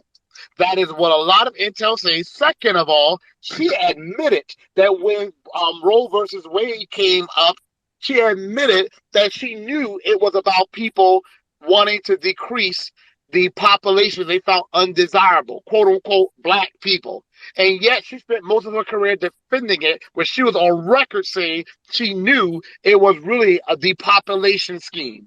Now it's failed because black American women are still having a lot of children, but would have been even larger if not for Roe versus Wade. I'm glad it's going. I hope it never comes back.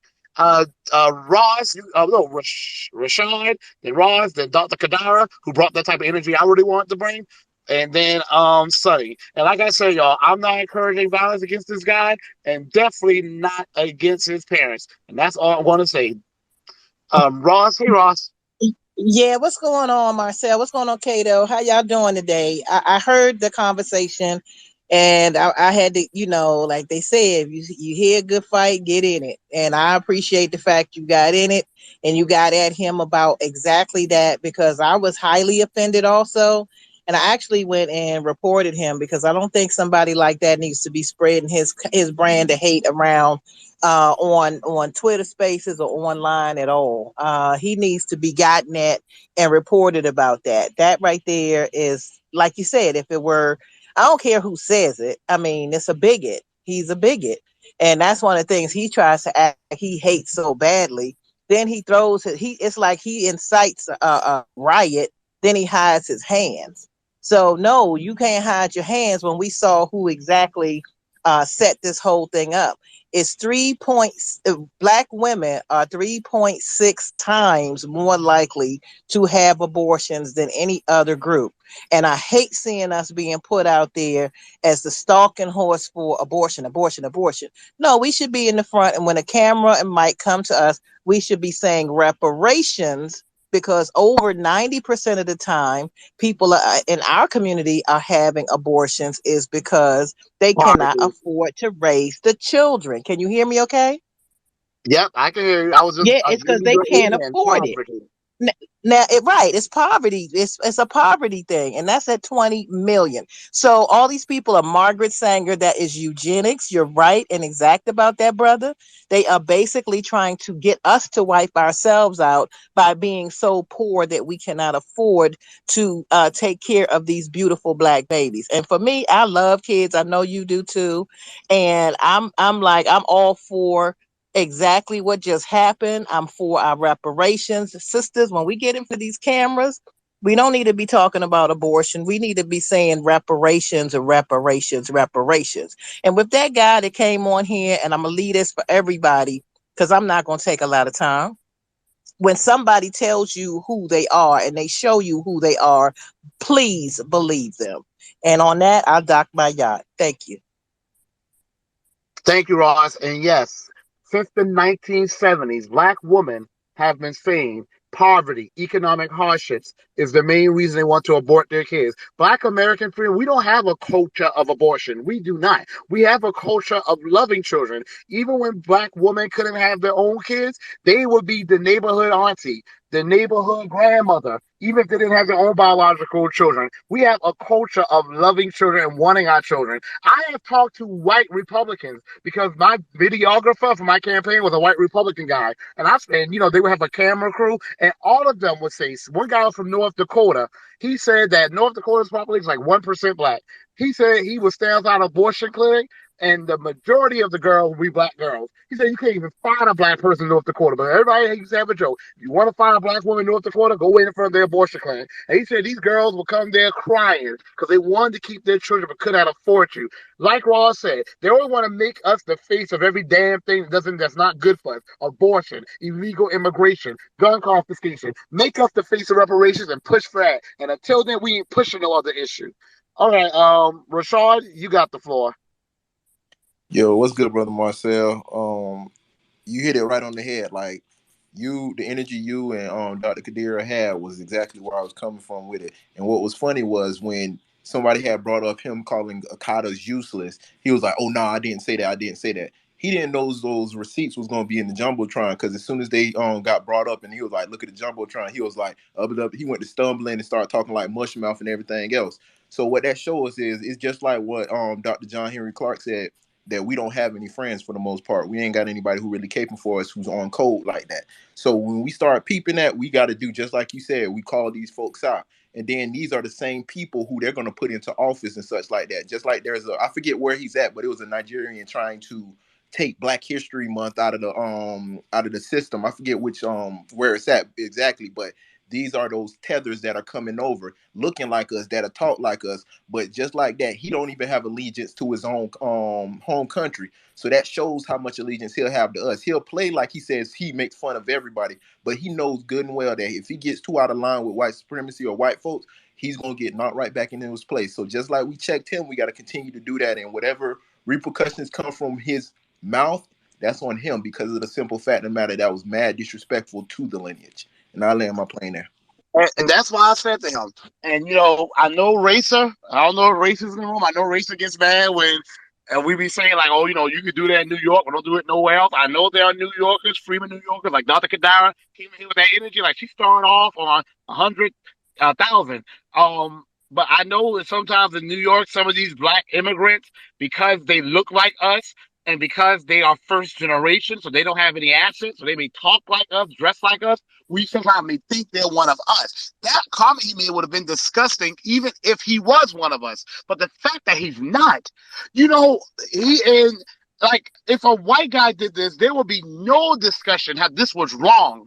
It shouldn't be any discussion that is wrong for a person who is not a black American. Just because you're black, but you're not a black American. You're not a freedman. You're not a descendant of American slaves.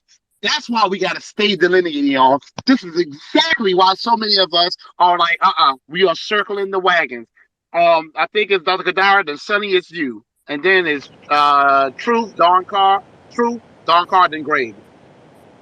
The only thing that I just want to add again is that he is really the useless group. He has no allegiance to this country and the people who work this country, and then he has no allegiance to his home country. So who are you working for?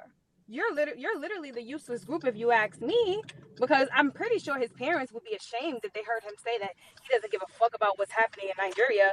Meanwhile, they worked and fought to get over here. How, like, it's just baffling to me. But what I also wanted to add really quick was that yeah, he's a Karen. Like, he doesn't want to see nobody outside. His parent, he should really be, he's the real Akata. And that's what they would call him. The real Nigerians would call him that themselves, because he's really over here just on Twitter, not really doing much with himself. And I just really think it's a shame that we have to sit there and address these people one by one. Like, I don't have the energy for that. But I gave him that energy because I do feel really emotional when you're inciting violence that people have done to our people, and you want it to be done to somebody like Clarence Thomas in 2022. That means that you would do it to me. That's how I saw it. So I'll end it Exactly. there. That's exactly what I said to him on the phone. That's exactly the point, Dr. Kadara. I said, if the Klan would have lynched Clarence Thomas' parents, they would have lynched my great grandparents.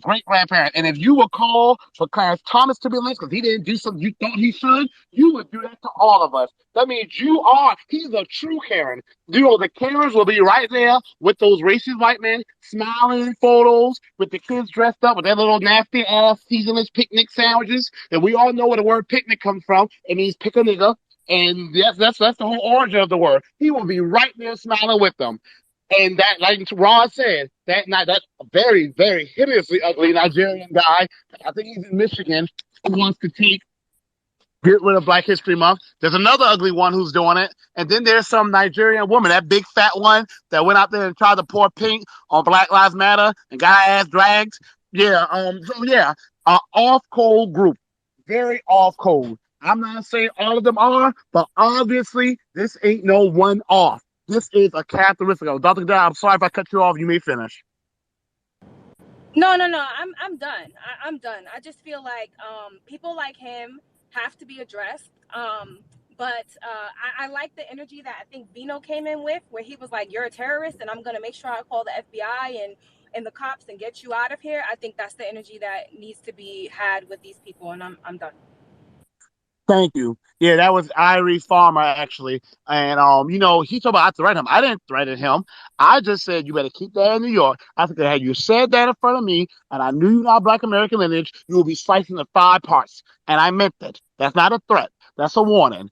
The same way, if someone came in front of a Jewish person and started making Hitler jokes, there are, when I say trigger words, I don't know if y'all notice, I'm not a lawyer, but there is a certain thing legislatively recognized called trigger words. Y'all look it up. It's quite interesting. Look it up.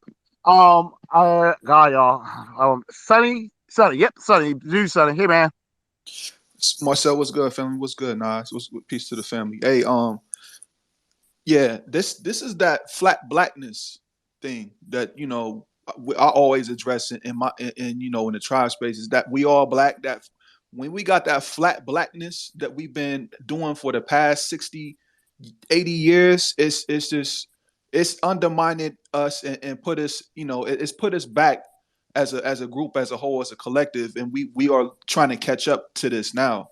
Um, I'm gonna be honest, man. I would love to see, because we get this one individual, two individual thing. I would love to see a group, like a large group of foundational Black Americans in Nigeria, because he's tweeting from here in Harlem.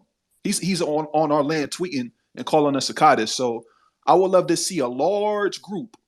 I'm talking about 500 or more, because he's not the only one. Whereas it's a large group of foundational Black Americans on somebody else's soil that's tweeting on why they're in somebody else's country and calling them derogatory names.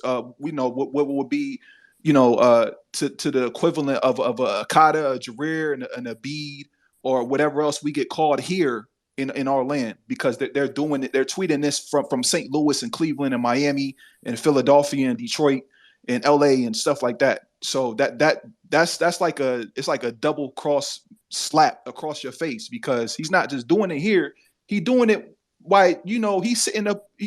Listen, but I'm gonna go. I just wanted to say that yeah, it's definitely not many Black immigrants that are allies. More so, I told you this in the last time I talked to you, that it was people celebrating and having celebration spaces after the election, and popping bottles and champagne and the high fiving and doing a Dougie and a whole bunch of other stuff. So this is definitely a wake up for us as foundational Black Americans. For us, I just want everybody in the space to open up their eyes and see the real allyship and what has happened with this immigration thing, with people coming over here and just really just undermining us and shitting on us as a people and in our culture. And we definitely have to start delineating. I know people hate that word, but delineation, reparation, separation, immigration, all the Asians. We really got to get behind this shit and move this shit forward, because family, we got a lot of work ahead of us, with moving forward. And I'm gonna go ahead and land my mic right there. No, delineation is welcomed here. And if that wasn't a wake up call, I don't know what will be. Now, I do want to say, because you already know that there are some black immigrants in the room, maybe on stage, who are going to come and center their feelings about this. Black people, we've lost 90% of our land. Our wealth is heading downwards. We own less homes now than we did during Jim Crow. Okay? Our women are dying from childbirth. Black 15-20% of the population, but over 55% of the homeless. I can go on and on about statistics, and you will get some immigrant come over here making it about their feelings. So before one of you come here and your feelings, let me check you real quick. No one said that all black immigrants are like this. Okay? But there is obviously, even this guy, Kati, even in the phone call, y'all heard him say he grew up around other black immigrants that looked down and had derogatory views of black Americans. In our land that we built, they come here and look down on us. The rage that goes through me when I hear that is unfathomable. But no. Delineation is definitely welcome here. Delineation and elimination. I'm just going to stop there. Borderline, you got the floor, man.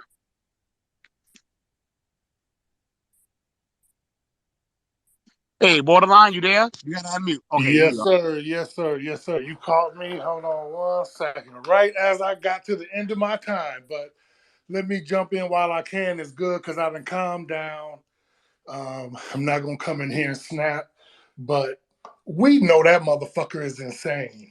And what he just did was just show what vitriol is, right?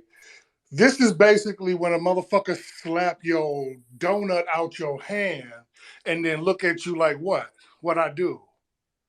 Right? That's basically what they doing to us. Like, he knows what he doing, and he's saying that because he thinks he can say it. Brother Irie, please, on Lord God Jesus, if you get them sound bites, man, make that available to a brother. I want to get that everywhere. I put that in songs. I want to start a whole rap like that. I want to make a hook with that nigga saying that dumb shit he was saying. That was straight what you said, Black American hate. And that's why I'm always calling for that goddamn amnesty, because this is what we deal with. This is the real shit. This is the filth and the muck that we deal with every fucking day when we wake up and got nerve to talk about, are we mad? What's wrong with y'all? Motherfucker, you what's wrong with us? Gonna tell us about some violence and you done just called for violence. Right, but it's like what you said, because I remember a video on what's that, Black Friday, where a white lady literally snatches a package out this black girl's hand. The mother turns around and say, "What the fuck? Woo wop, woo wop!" And the first thing come out the white lady's mouth is literally, "Why are you so violent?" That's literally what she said after snatching a package from like a 7, 8-year-old girl. But this is what they do, and I'm so glad that you got that on record, because it needs to be shown, right? This is the anti-American black hate that we will no longer put up with. Like, at this point, I told you I don't fuck with nobody, and I don't give a fuck who you are. Immigrant, none of you motherfuckers can't say shit to me. You ain't nothing but a piece of shit until proven otherwise. I don't trust nobody. All y'all do that shit. Now, like the brother that came up behind him, I don't know who that was. I know him. I think I've seen a couple of spaces. The other brother who's the first. The hard black truth. Hard Black Truth. Yes, love you, brother. And see, that's what I do. It's all about who you are, right? And that's what we have to do. We can't deal with nobody but the people themselves, because we see what happens as a group. As a group, we're seeing what they think of us, and we're seeing how they're, oh my God, these motherfuckers, it's like a gang rape. It's a fucking, like, everybody's jumping in. Like, you understand what I'm saying? It was the white folks. Now these motherfuckers jumping in. I used to love Africans. Like, that was my shit. I wore the red, black, and green medallion, and it hurts my fucking heart that these motherfuckers done turned me this ice cold. What's that song, old boy said? The ice box? Nigga, it's the ice box heart now. and I hate that I came in here and started cussing. I said I was going to be cool, Marcel, but I would just land it right there. And again, brother Irie, please, I hope to God that you get them clips together. I'm going to try to do it myself because I see Marcel's got it recorded. But if we do, yeah, man, let's make sure that we make that shit known and disrupt this motherfucker's life as much as we can. On the other side, brother, I want to just wish you nothing but love and congratulations on a great race ran. You know that you are the prototype for what we need to do in the future. And shit, motherfuckers need to get your stamp of approval now. If they not coming with that Marcel talk, they get the boot. But yeah, shout out, love to the room, everybody here. You know what it is, and I know y'all just as pissed as me. So take a breather, puff something if you got it. Take a drink. It's Sunday. It's all good. We know what we gonna do. We here. Yeah, I'll land right there. Thank you, Borderline. Look, cursing is all right with me. And there are situations that call for it. And when someone's disrespecting us behind a Twitter screen, that's called. Now, you notice, though, I'm not in New York. But you know, Dr. Kadira is. When she was saying that she's going to pull up, all of a sudden, no, I don't want no ballot. See? You see? When she was saying, okay, you in Harlem, I could pull up. All of a sudden, they start talking differently. I do want to say this, though. I used to feel the same way. Like I feel when I started traveling, no, don't have money, using a credit card that I always gotta pay off. But I made a goal to go to the African continent for my big first trip. I visited that continent more than any other. So I was fascinated with the African continent and the cultures and the history and the civilizations. And I'm not gonna let them take that further. I'm gonna tell you all this right here. I used to, as a kid and as a teenager, as a young adult, I used to study ancient African kingdoms and civilizations to get a sense of pride in my identity. Not no more. You know what I study now? Black Wall Streets, Black American inventors. I've always liked the inventor part, but the Black Wall Streets, their stories are fascinating because ain't no group been able to do what we've done. Go through 24/7 terrorism, being forced into poverty, and still build Black Wall Streets that in just a matter of months will catch up with cities that have been around for years. They said Tulsa, Oklahoma, the Black Wall Street there, you couldn't tell the difference between that and New York City. And we built that out of nothing, coming from nothing. And there were way more Black Wall Streets than the one in Oklahoma. Had they been allowed to still exist, not be burnt out by anti-Black violence, they would make New York City, Chicago, and all these other so-called metropolis look like the one stoplight towns. That's what we're gonna get back though. So anyway, uh,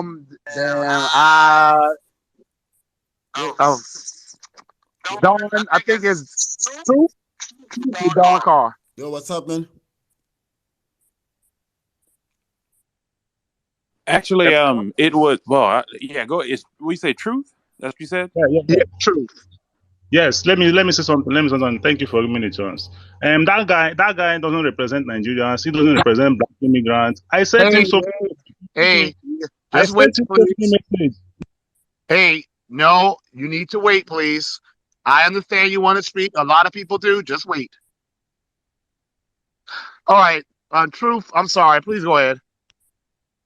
I sent him so many messages to delete that particular tweet. You can't wish somebody dead because you don't believe in his ideology. And by the way, he's not only the person that signed for abortion to be overturned.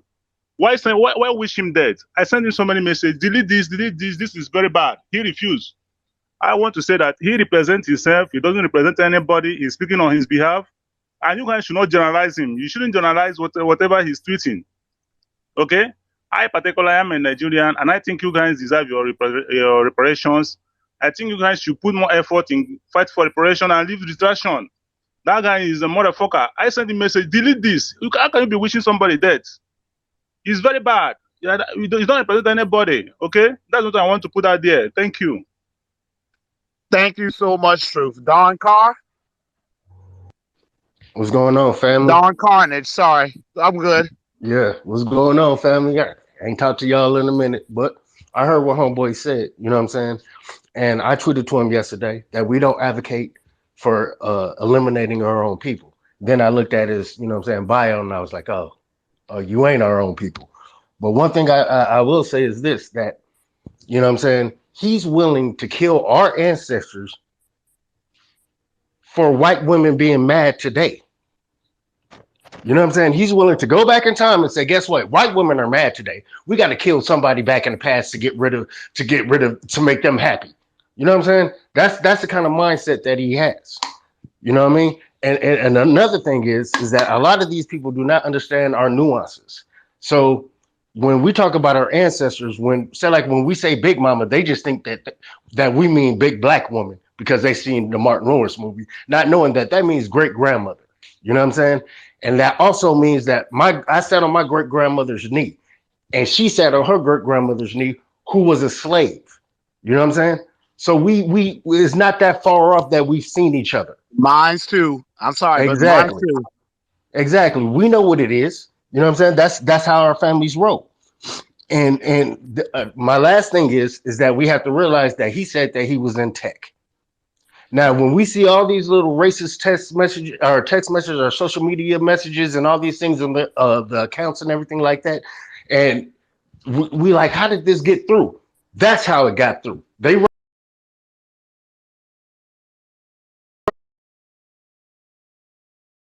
And he'd be like, no, I love dark humor, dude.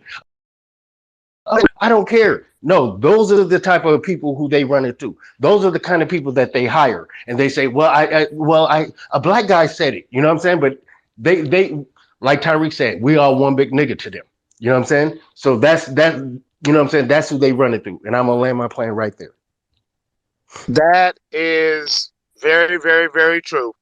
That those are the people, those are the type of black people who will let something like this slide. Now, how some of us that lost our account from saying cool or Negro, and Negro's on some of our people's birth certificates, but he could call for the Klan to lynch a black American, and it's still up there. Okay, next I think we have is Greg, who is a friend of Kachi's, by the way, or support of his. Yeah, so right. So how y'all doing? My name is Greg. I just wanted to provide some context as obviously I'm someone who knows him personally. And I'll just do two quick points. I don't want to take up a lot of your time and I gotta do dinner and y'all can carry on. So my first point is he's not running from the conversation, as he mentioned. You know, he's more than willing to continue a constructive conversation. It's just right now he's at an event that he's been planning for a while. So that's one. Two, I think looking back through old tweets is a great feature, and it can provide a lot of talking points to a conversation when you're trying to judge somebody. But I will say that color is needed. Um, Back then, the audience like consuming the tweets that you see was a lot smaller. It wasn't. He didn't have the following that he doesn't have now. Hey, Greg, shut up for a second. What are the 3 tweets that you think are hilarious that Kachi put up there? Look at the Jumbotron real quick, and then you continue your point. Tell us which 3 tweets you thought were funny. Continue. All right. Let me just continue my point. No. I don't want you to continue your point until you tell No, us I'm going to what 3 continue my tweets. point, and then I'll Okay, then answer your okay. question. No, So you want me to just let kick him you? finish, guys. Let him Okay, finish, please. I'll Thank you. let him. Thank All you. right, that's because So Marcel said it, not because of you, Greg. I feel you. Anyways, the audience was more intimate. It was a larger group chat, if you will. That's the way I like to think about it. And jokes were told 24/7. Jokes about white people, jokes about Hispanic people, adults, Haitians, Nigerians, everything. It got nasty. Um, was any of the stuff that was said right? Probably not. No.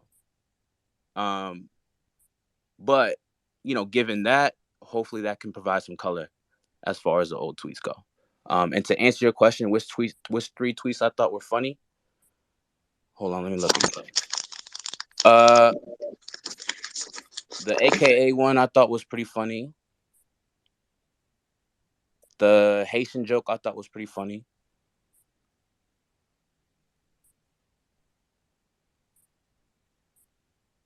I don't see the third tweet that I thought was Okay, funny. so let me ask you a question, Greg, since you know him personally.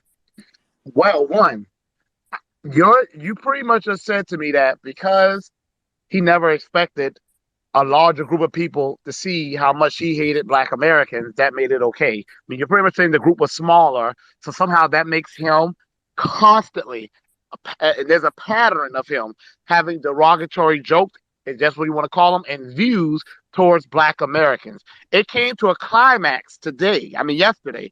This is no damn joke. He called for the Klan to lynch Clarence Thomas's parents. Something that actually happened to people of Clarence Thomas's generation. Hell, of my parents' generation. People who are still living actually lived through that. Yet, show me the joke he's made about any Jewish person being put through a gas chamber. Oh, Show me the joke he's he's made made plenty about of those jokes. where. I I mean, asked someone to show me. so you can No, he you said the can same search through your thing. tweets if you want, but No, I want you to show me, so I think you please. asked me a I don't see question it at first, but I forget what it was. because I don't see it. I don't see where he's joking about Jewish people being killed by the Nazis. In fact, I'm gonna go look right now while you're on the phone. That's fine. Do that, and then I think you asked me a question, Don. I want to answer that.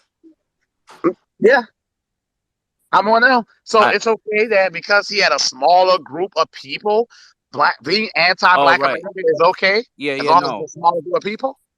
no. You know what? I think like I said, I just wanted to provide context there, in that again, it's a I'm larger asking you group to provide chat. more context. There were jokes about Nigerians being made, so he probably made that joke in response to one of those jokes. I don't know exactly. I could just tell you that that's the basic premise behind a lot of the jokes. That there were jokes made about everybody. No, I don't think there is. Knowing him personally, I know there's no underlying hate. If anything, there's the exact diametric opposite. He really loves and respects Black Americans, and I think he shows that time and time again. this is disgusting. I'm looking at his profile and I am seeing more disgusting things.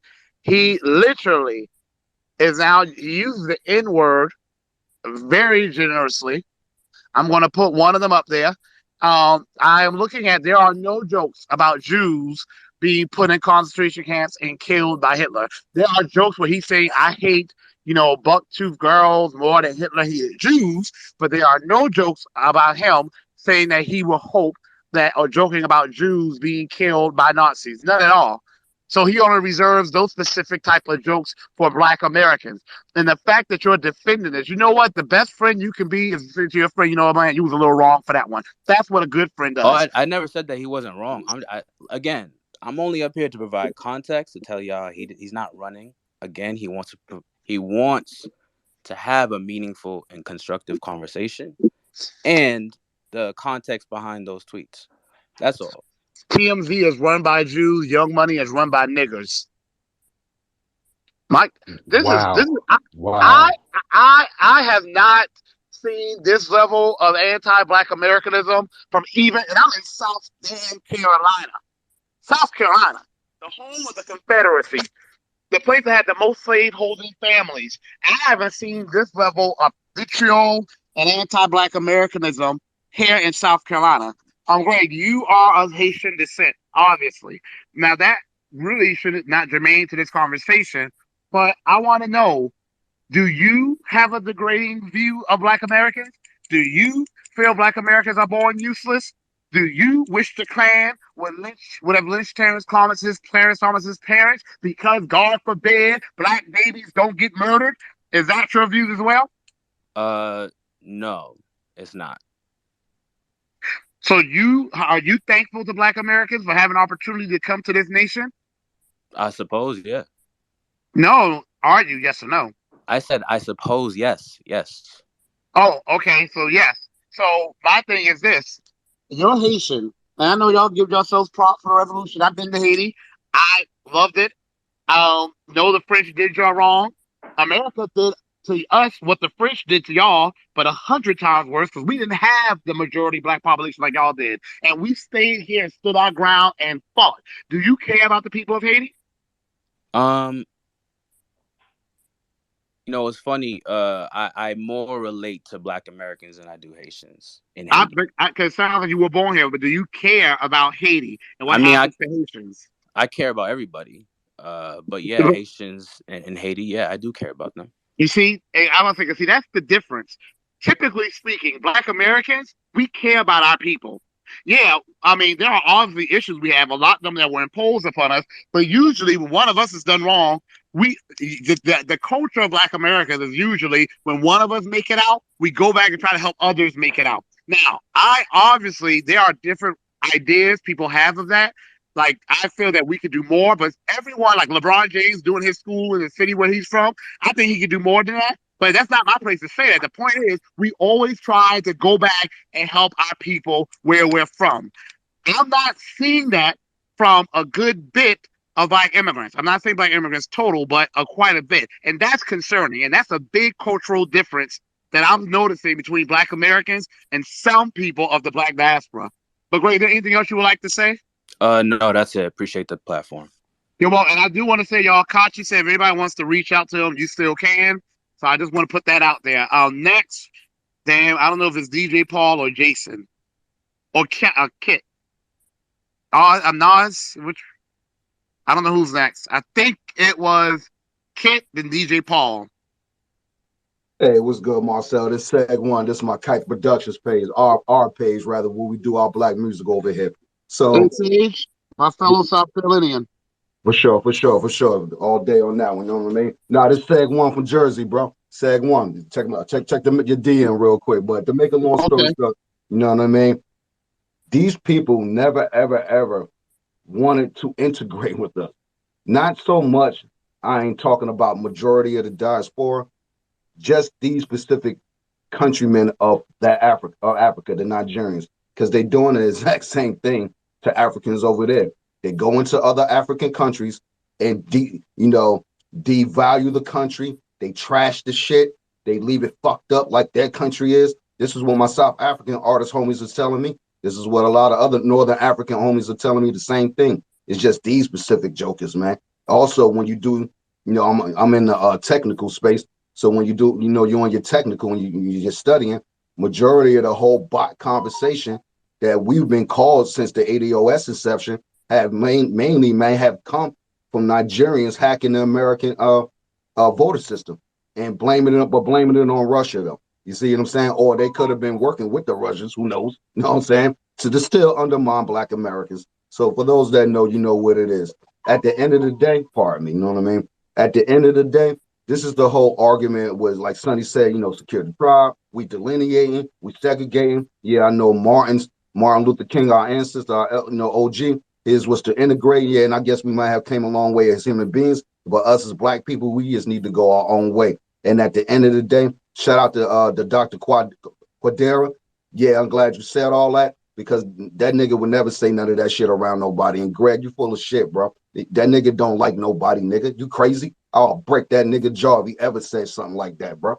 And I'm from North, nigga. You could pull up the fucking 100th Street, nigga. You know what I'm saying? Lines Ave, nigga. We used to smack y'all niggas all day long, y'all. Stop playing with us, man. We ain't here for no play. And we ain't got a problem with nobody either. Because we love everybody. We the most empathetic people on the planet. Black Americans, bro. Y'all wouldn't be here if not for us. Respect our shit, bro. And I ain't even the most one nigga to even come up here and talk about this shit. I try to keep my place and just stay in the background. But this is the argument with people like Yvette Carnell. You don't get it, mama. This is the argument why we going at these niggas, man. This the thug mentality they give us. The hate you give, dog. Oh, you think you Tupac, nigga? Tupac would have smacked the shit out your ass, nigga. That nigga from the real Black Panthers, nigga. He ain't go around saying he hated niggas and wish niggas would have been lynched on some cold shit. Fuck is wrong with you, bro? I yell, man. Yeah, we feel your passion for sure. And Greg, I know you're still on the stage. So what does the word akata mean to you, Greg? And this is a question Mel wanted to ask Coochie or whatever. Coochie, what's his name? Whatever, he wanted to ask him, and he didn't get a chance because Coochie ran. But what does the word akata mean, Greg? Tell us. To you, I mean, as a Haitian man.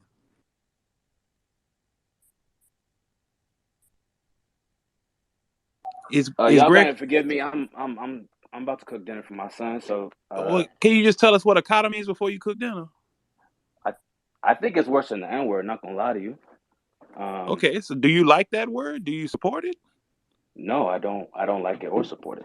Okay, well, you need to tell Coochie to stop using that word, okay? Because Coochie, he I used mean, that word. he. You know, So you said his name you is laughed at some of his tweets. Kachi. Some of the tweets you laughed at had the word Akata. So that's why I had to ask you if you support that word, if you believe in that word, and that's why I asked you. I feel you. I feel like you asked me a question and I was gonna answer it. I mean, yeah, Greg, I would say this too, and I'm not coming for you at all because, social media, look, social media, social media cannot be taken seriously to a certain extent. But calling for the Klan to lynch a man who is alive and lived through the lynching era, that's not a joke. Um, I do want to say, you have some responsibility too because you were sitting there laughing and giggling. This stuff ain't funny. This ain't funny at all. I mean, you be from Haiti, you should definitely not be laughing. Haiti is still an absolute disaster right now because of what the French did to it and what America did to it when they helped France invade it 3 times. If anyone should know that trauma that has happened in the quote unquote past is still wreaking havoc on a lot of black people's lives today, it should be a Haitian person. You see, and I know I'm not trying to generalize, but it's just like I'm really, really noticing culturally, and I always knew it. Man, I'm noticing other ways. We as Black Americans, generally speaking, we have some stark differences. Like, like, oh yeah, it's different. Like we don't make light of the pain and the trauma we went through en masse. Even if we're not the most educated and all this to happen, most of us still have a very deep respect for what's happened to us in the past. It's one of the reasons why we tend to respect our elders. And like Kit said, we are very usually that's one of our problems actually. We are very warm and accepting people, which is why, like Malcolm X said, you can go to a Negro neighborhood and see everyone there because we're probably too accepting. But I'm glad Dr. Kadira and Kent, my brothers and sisters up in the north, are letting Black immigrants know you're gonna be respectful or you're gonna get checked. And I mean checked like you probably never thought you'd get checked before. And I just want to say that. Okay, next, DJ Paul. I'm great. Thank you for coming. If you have to go, thank you, DJ Paul. Yeah. Hello. Thank you, Marcel, for hosting this space. I'm actually calling from Maryland.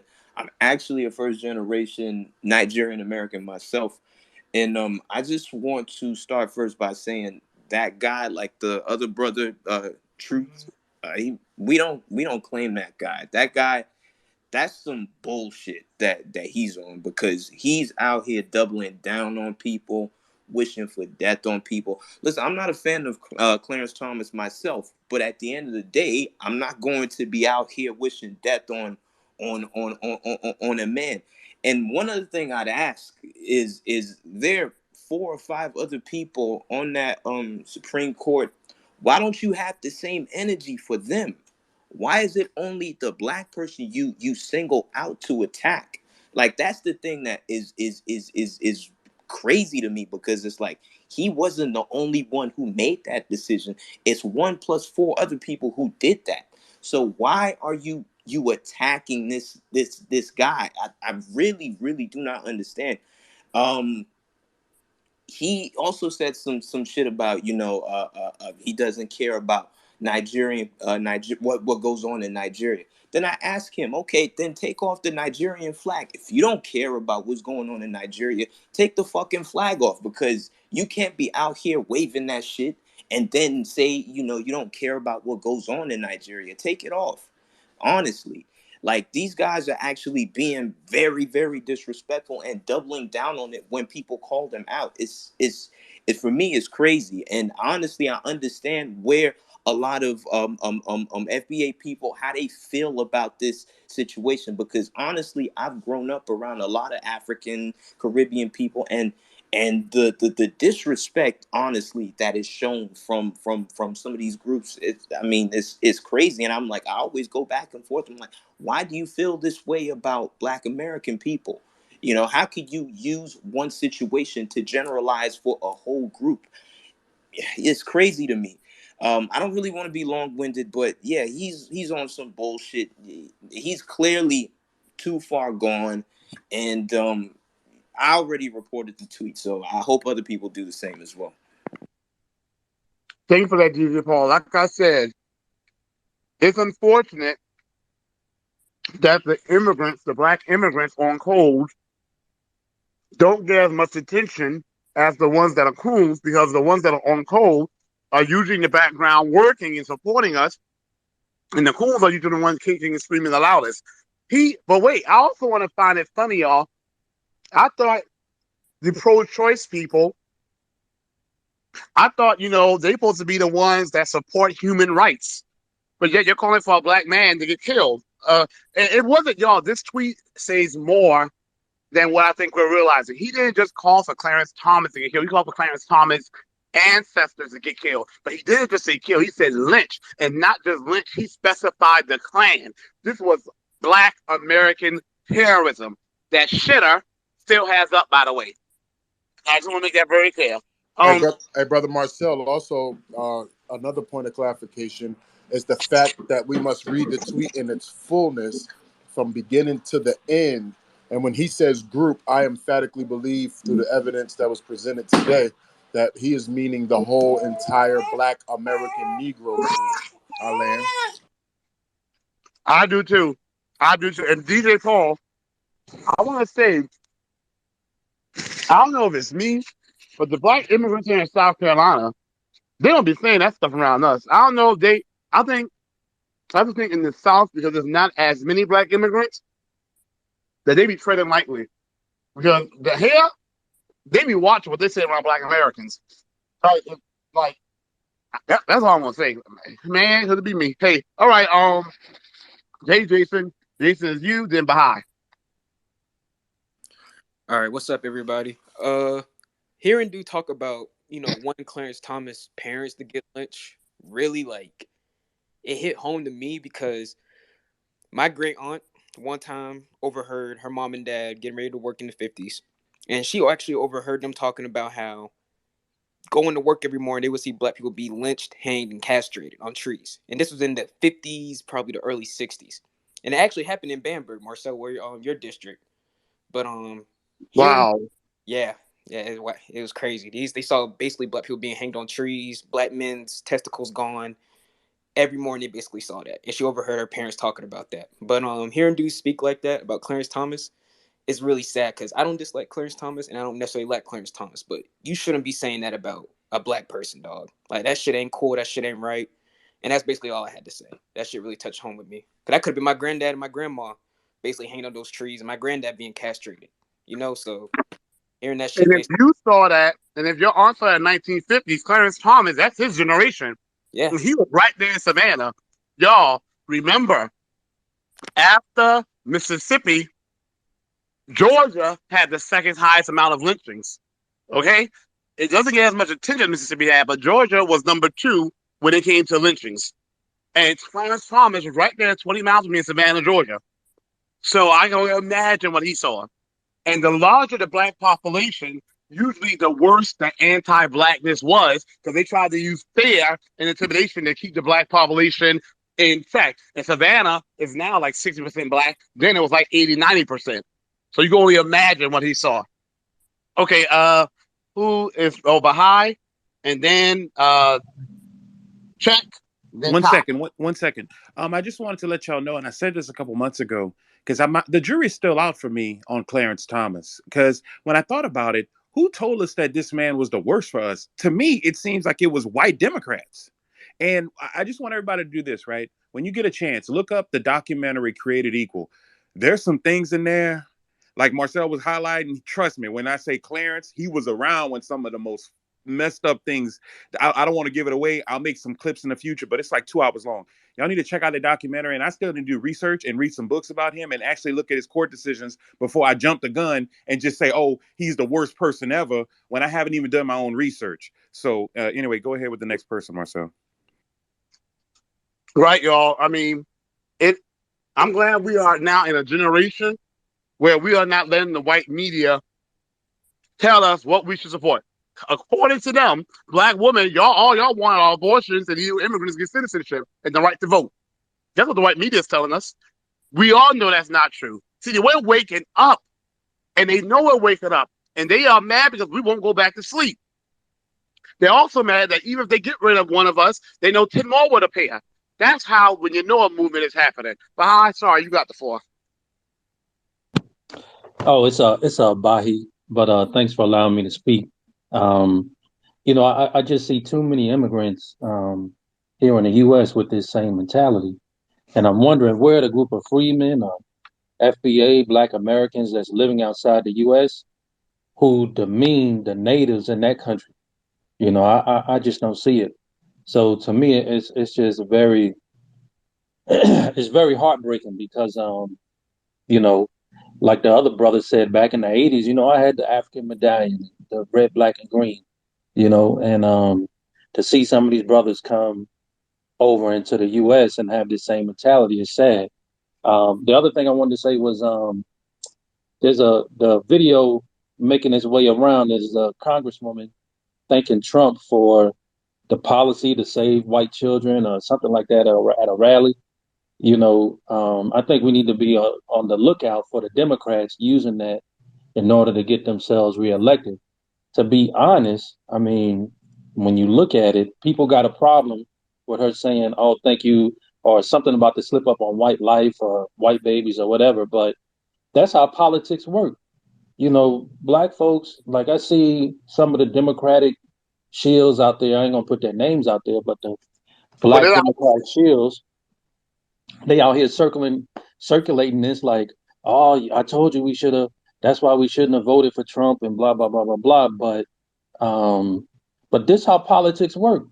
Politics, they get people in place to do policies for their group, and we are so alienated from having anybody doing anything for us until we just get mad. So to be honest, I can respect it. I already knew what it was about, the Roe versus Wade. I knew what it was about, but you got to respect it because they did what they needed to do, put somebody in place that was going to put some policies in there to benefit their group. And I'm going to land my plane right there.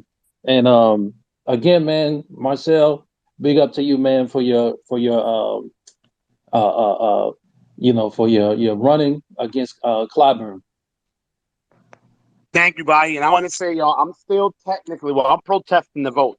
Like, it officially went to court. I wasn't able to make it to court, but the other candidate running against Clyburn did, and he made a motion for it to continue. So the results are officially being protested.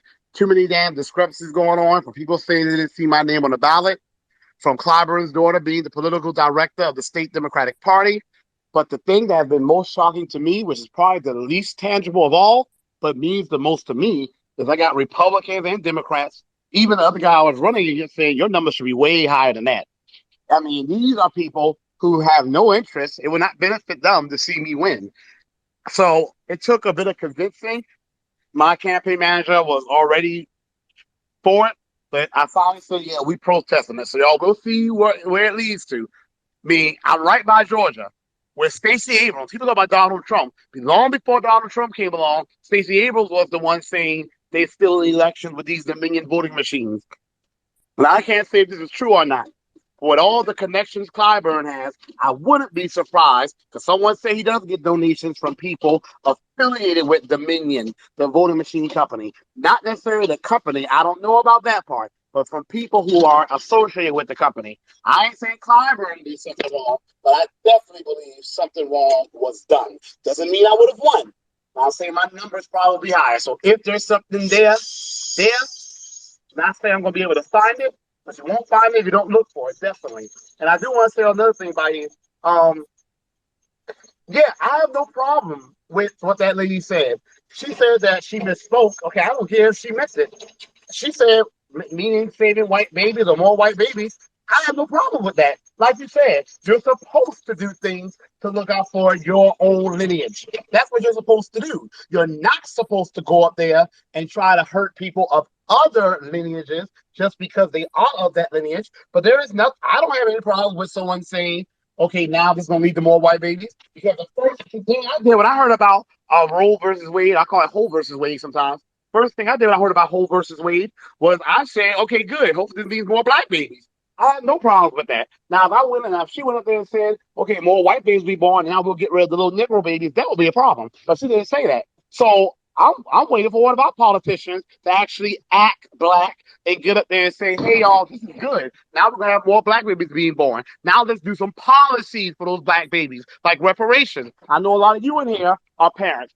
I wish I was one. Whether that happens in the system or not, I don't know. But the point of the matter is that we are truly Black Americans, freedmen, and we are our ancestors' children. We're supposed to have the attitude that they had, that what happens to one of us happens to all of us. And until all of us make it, ain't none of us made it. That's the attitude I have. So we need to do policies for those Black American children, and that's reparations.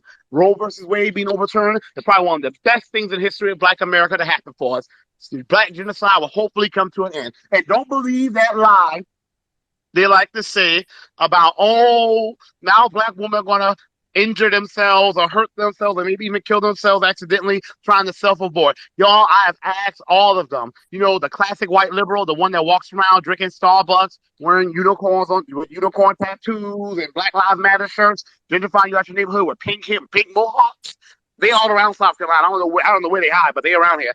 I've asked them, show me some data, show me the data. They can't show me one slice of data. I've looked for it. There is no data showing that Black women self-abort or injure themselves trying to self-abort before abortion was legal, and in states like South Carolina where it was hard to get an abortion, it became hard. There is no evidence showing en masse, even isolated, that Black women will seek dangerous ways to abort their children. We as Black Americans don't come from a culture of aborting our kids or even killing our kids. That's something white liberals do, and they want to push it on us.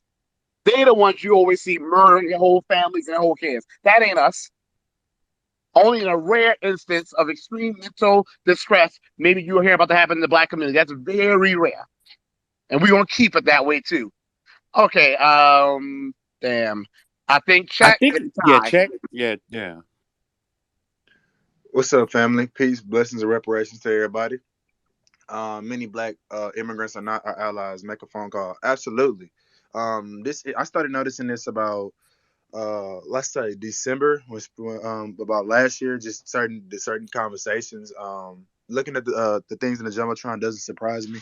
I feel like this type of thing should be like treason against the country, and they should be deported immediately. You know what I'm saying? Because we can't go to other places, start speaking against the government, start saying what should be going on here and things of that nature, and they're very loud. So what I've noticed is I just shut it down immediately when they start talking about what we should be doing. And I start seeing these flags. I'm like, well, how many abortions do the people in your country get? And then, or is it even legal over there? And what's the punishment for getting it? And then they want to change the conversation. And why are you making it about this? And why are you making it about that? It's like, no, this is very accurate. You know what I'm saying? You need to lower your voice because everybody comes over here and has some type of liberation identity crisis. You know what I'm saying? It has nothing to do with us. You feel me? Fuck you. You know what I'm saying? Dead ass. If you're not on code with us, fuck you and fuck where you came from. I would say, lastly, there's somebody named it's a Houston rapper named Toby. He's Nigerian. He made something like that a minute ago. You feel me? I know this is monumental for me. I know a lot of y'all thought I was regular black, but I'm Nigerian or some shit like that. And I had a space about that because it's like, what the fuck does that mean, regular black? That's why I tell them they're not black. You feel me? No, like they're not black. You know what I'm saying? When they say this shit, they don't speak for us. It is more than just moving up over here. They're black-ish looking. And every time they say black at the ish looking, you feel me? Because you look like us. And I'll leave it there. Yeah, I remember that video. That guy that told us, try Jesus, don't try me. I ain't never heard nothing. I just heard about that because people were making memes about it. Called regular black. You know what? I took that as a compliment.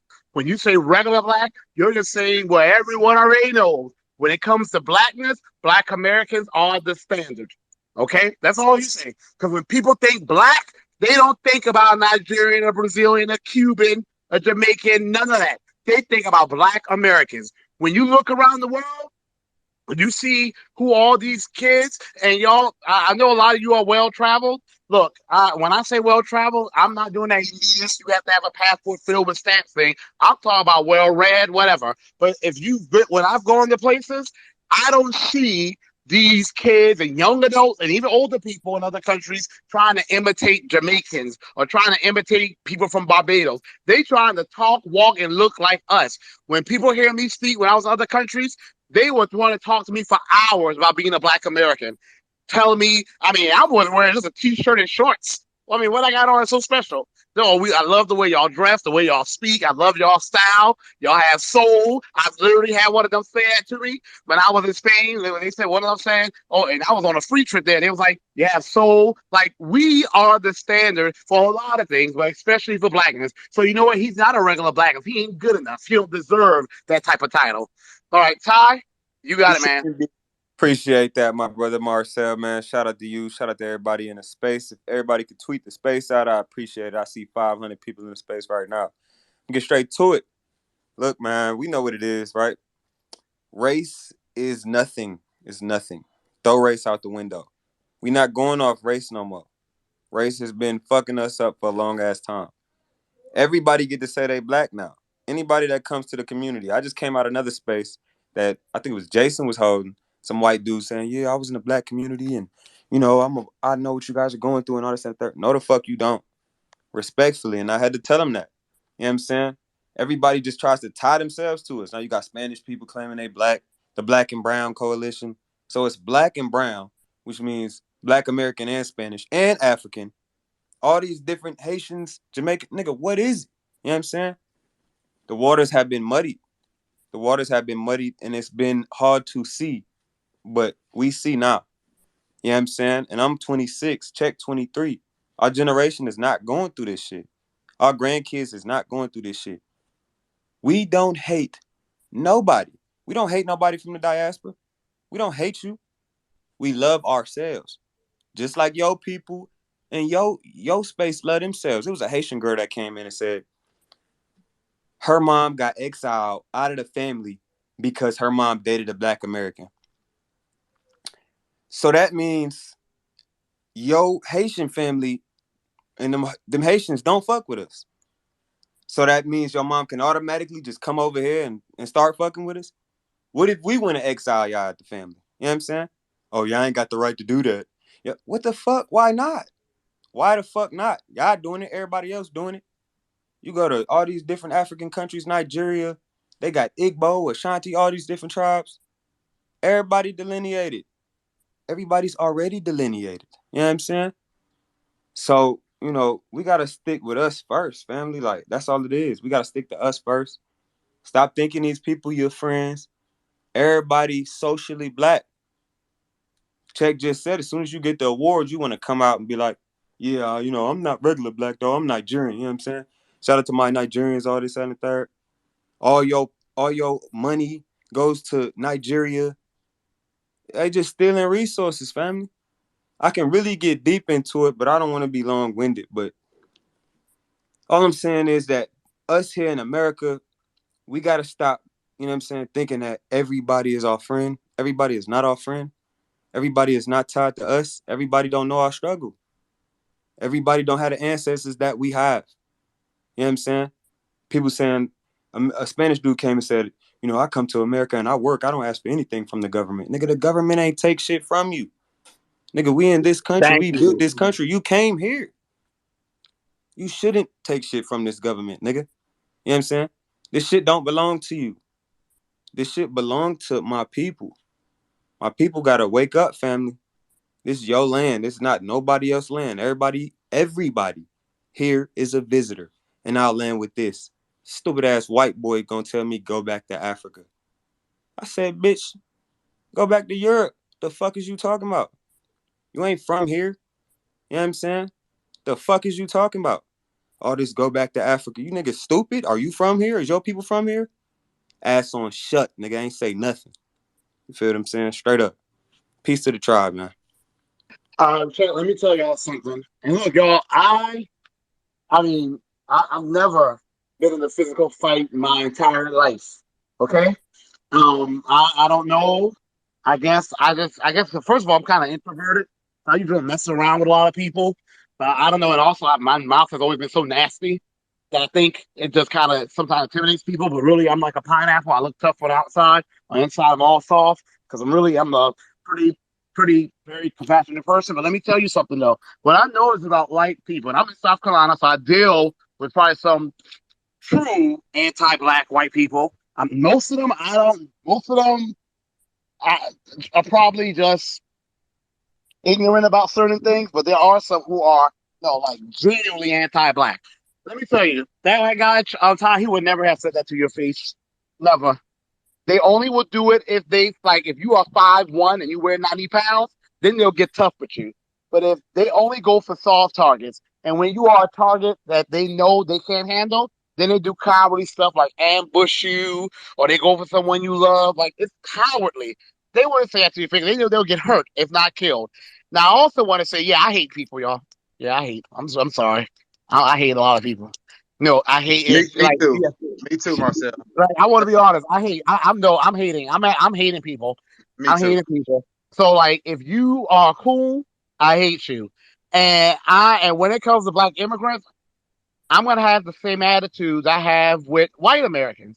Like I'll have nothing against you personally. I really don't.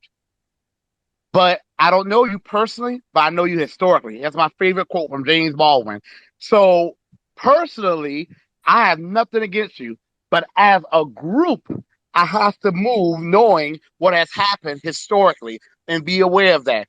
And what I'm starting to see, if these black immigrants are coming over here saying things worse than what a lot of racist white Americans say, but they think they can get away with it because they look like us. We got to show them they ain't getting away with it either. Because if this guy was a white boy, that tweet would have gone viral. People have been calling his job, everything. Because he looks like us, it's kind of been a muted response until now.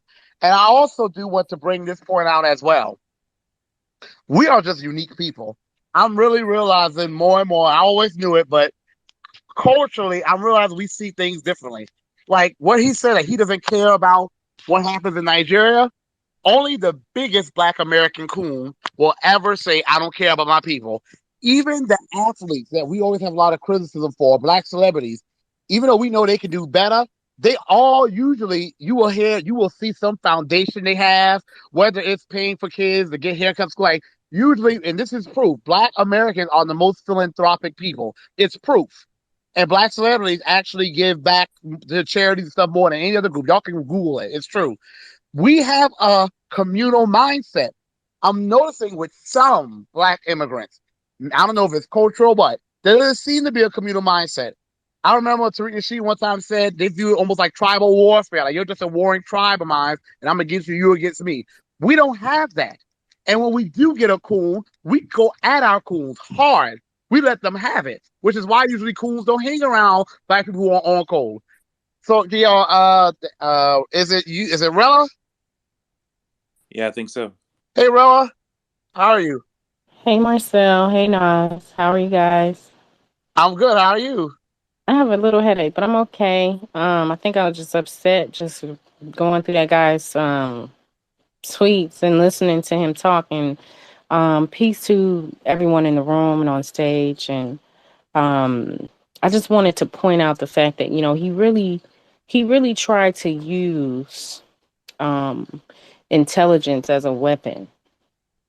And, he was really trying to make it seem like, you know, we're all in here having a, you know, uncivilized conversation because we disagree with the way that he went about showing his dislike for Clarence Thomas. I'm not a fan of Clarence Thomas, and I know a lot about Clarence Thomas. I know about Clarence Thomas being more Black power than any, probably one of us put on this stage prior to him going into the Supreme Court. However, whatever happened to Clarence Thomas from the time that, he got married to the white woman and the situation with Anita Hill in that era, something is not the same. But you would never hear me call for a lynching of his family or him. Do I like him or his um cow of a wife that he is with? No, because they committed treason. She committed treason. She was in connections with the whole insurrection situation. But this guy not only knows that and sees that, intellectually, what he's doing is committing cyber crime. Cyber crime. That is cyber terrorism, what he's doing. And he's trying to use the fact that he says a lot of joking things, right? He's coloring it as his handler, I guess, tried to come on stage and say, well, he really has something going on, and I just wanted to come up here and let y'all know that's not who he is in real life. Well, who is he in real life? Because according to his social um media, he seems to be borderline, or if not, a domestic terrorist. And it shows in his post. And if you're telling me that he talks about other groups in the same way, and it can be pulled, the receipts can be pulled from his profile, then yes, the FBI should definitely be involved. The Department of Homeland Security should definitely be involved. And yes, we should be tagging him. I am from the mindset of, I'm going to tell on your ass because you are threatening my livelihood. Yes. No, you cannot stand next to me. And he and even his friend, since that's his friend, because it sounds like his friend is an empathizer and an encourager of the dark humor that he says he has. He said, I have dark humor, is what he said. So if you're telling me you have dark humor, you're telling me outright on record saying that you meant what you said in regards to a dog whistle calling for the Ku Klux Klan to liking them as cowards, as incentivizing them to go out and lynch Clarence Thomas. That's literally what he's saying. And then turns around and says, well, I want to have a civilized conversation. I want to have a constructive conversation. No, you want someone like your friend to okay your ignorance and to okay your domestic terrorism behavior. That's what you want. And you're not going to get that here. You want someone not to cuss you out because it feels better for him to have a conversation with people who are like me, maybe right now because I have a headache and I don't feel like cussing, who will have a conversation with you and I don't have to cuss you out, but you are a domestic terrorist. Words and terms like that need to be what he's labeled as. Yes, reporting his page and even his friend's page, because apparently his friend understands that these are the conversations they have on a regular basis. So you're telling me that your circle talks about committing cyber crime and you need to be reported. And someone needs to be, the men in black need to be coming knocking on y'all door to figure out what the fuck y'all doing. And he's in tech, he's in technology. He has an app called the Mask Off or something like that. I went all through his shit.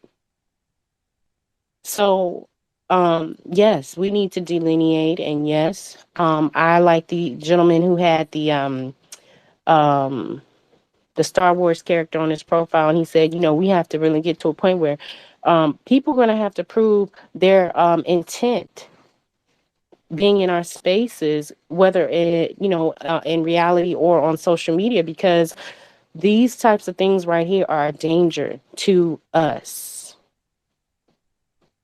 And they can no longer be tolerated. And the fact that he even tried to use a dog whistle talking about someone, y'all want to come at me, but no one's going after Zimmerman. How he know ain't nobody going after Zimmerman? Why would you think that we would be okay in not going after Zimmerman, but coming after you? If Zimmerman shouldn't be Zimmerman is literally in protective custody because he can't walk freely like he be trying to tell people he is. So neither should you. Exactly. Neither should you. So if I won't allow Zimmerman, who literally killed Trayvon Martin, a young teenager, to walk free and speak free, what makes you think I'm gonna let you walk free and speak free because I don't like Clarence Thomas, but you think that you should be calling for the lynching of his entire family and his life? Something is wrong. And that to me is a threat to our democracy and it's a threat to our American life. And he needs to be dealt with, period. But thank you for letting me speak, Marcel. And it's so good to hear from or speak to you and Nas as always. I love you guys. And peace and love to everyone on the floor. Thank you, Rella, and really, really good points. Uh, damn. Is it Irie, and then Free R. Kelly Jackson. Oh, y'all, real quick. There is a petition in the Jumbotron about demanding an executive order for harsher anti-black hate crime legislation. Let's sign that because, like Nas said, if we had an anti-black hate crime legislation, tweets like this would be dealt with a lot more swiftly. So let's please sign it if you can. I'm going to sign it myself and all my accounts that I'm using. Okay, Ari, I think we're back to you. Hey, Marcel, I thank you for having the space, my brother. Brother Nas, appreciate you guys for really going into this. I have reported him to the FBI, the Secret Service, police, to the Homeland Security.